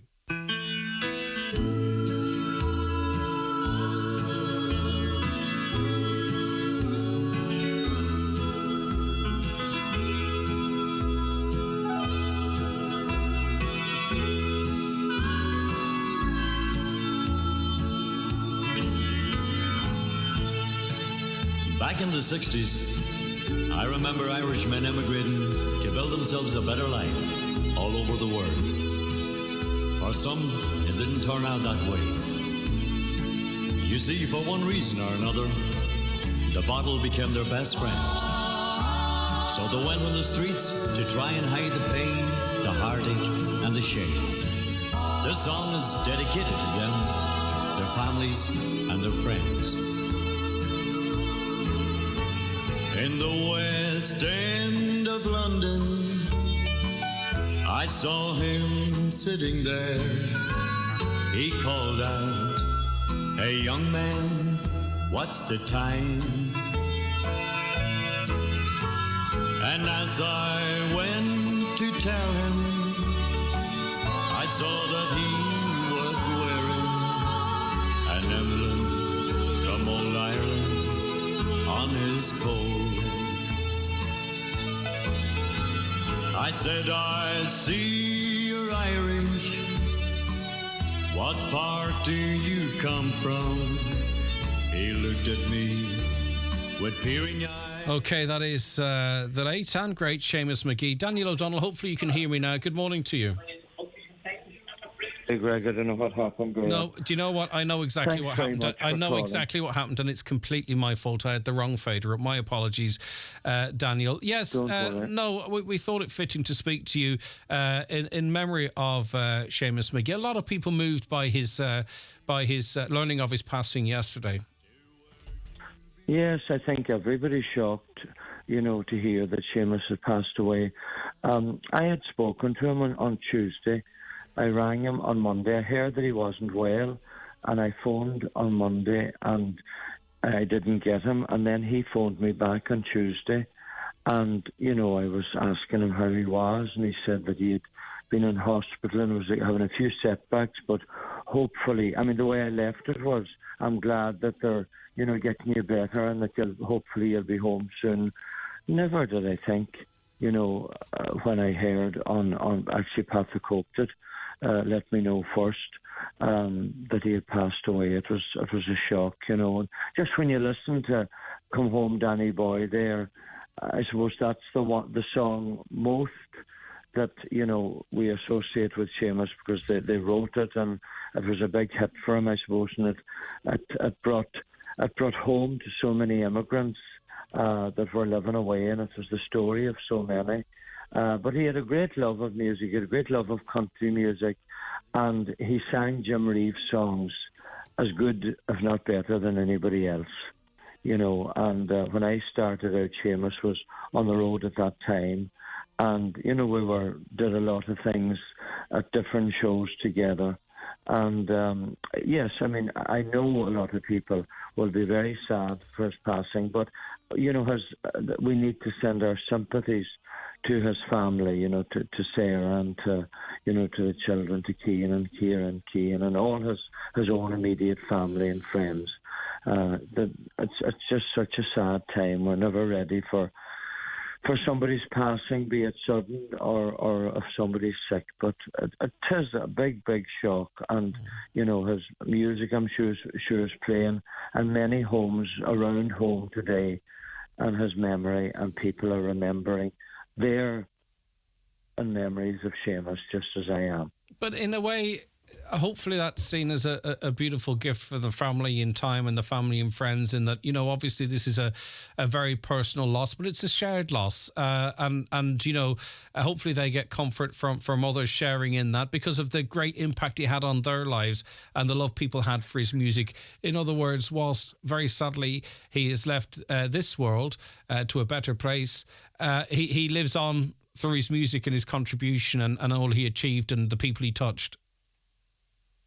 He will, and for many people, that's the case. And there's many fans of Seamus, I know, that will be very sad today, on hearing of his passing. But a lot of songs, I mentioned "Come Home, Danny Boy," but there was a lot of songs that Seamus made his own, and I'm sure that they'll be played. You're probably playing them there. I'm away at the minute, so I'm not hearing what's been played. But I really think it's so important for the family to know that we're all thinking about them, and that's all you can do. There's nothing can take away the sense of loss that they'll be feeling. Yeah. But he did leave a lot of give a lot of comfort to people through his music. I know that from different people who I would have met, and especially "Come Home, Danny Boy." People absolutely loved that song. Himself and his cousin Danny wrote it. And, it'll be forever the song, I suppose, that when we think in Seamus, that we'll always remember. And that is what we will play out with. Thank you for your time this morning, Daniel. I really appreciate it. Thanks very much, Greg. Take care. Best wishes to you and all. Okay. That is Daniel O'Donnell paying tribute to the County Donegal singer Seamus McGee, who very sadly passed away. We'll be back with the 9 till noon show tomorrow from 9. We have our Friday panel. We'll have that interview with Eamon Ryan. That's entertainment and so much more besides. But for me, Greg Hughes and Caroline Orr, who researched and produced, and Shannon working flat out in the programme, have a lovely Thursday, and we'll leave you with Seamus McGee. And this is his track, as you heard from Daniel O'Donnell, the one that perhaps is most associated with him. In the West End of London, I saw him sitting there. He called out, "Hey young man, what's the time?"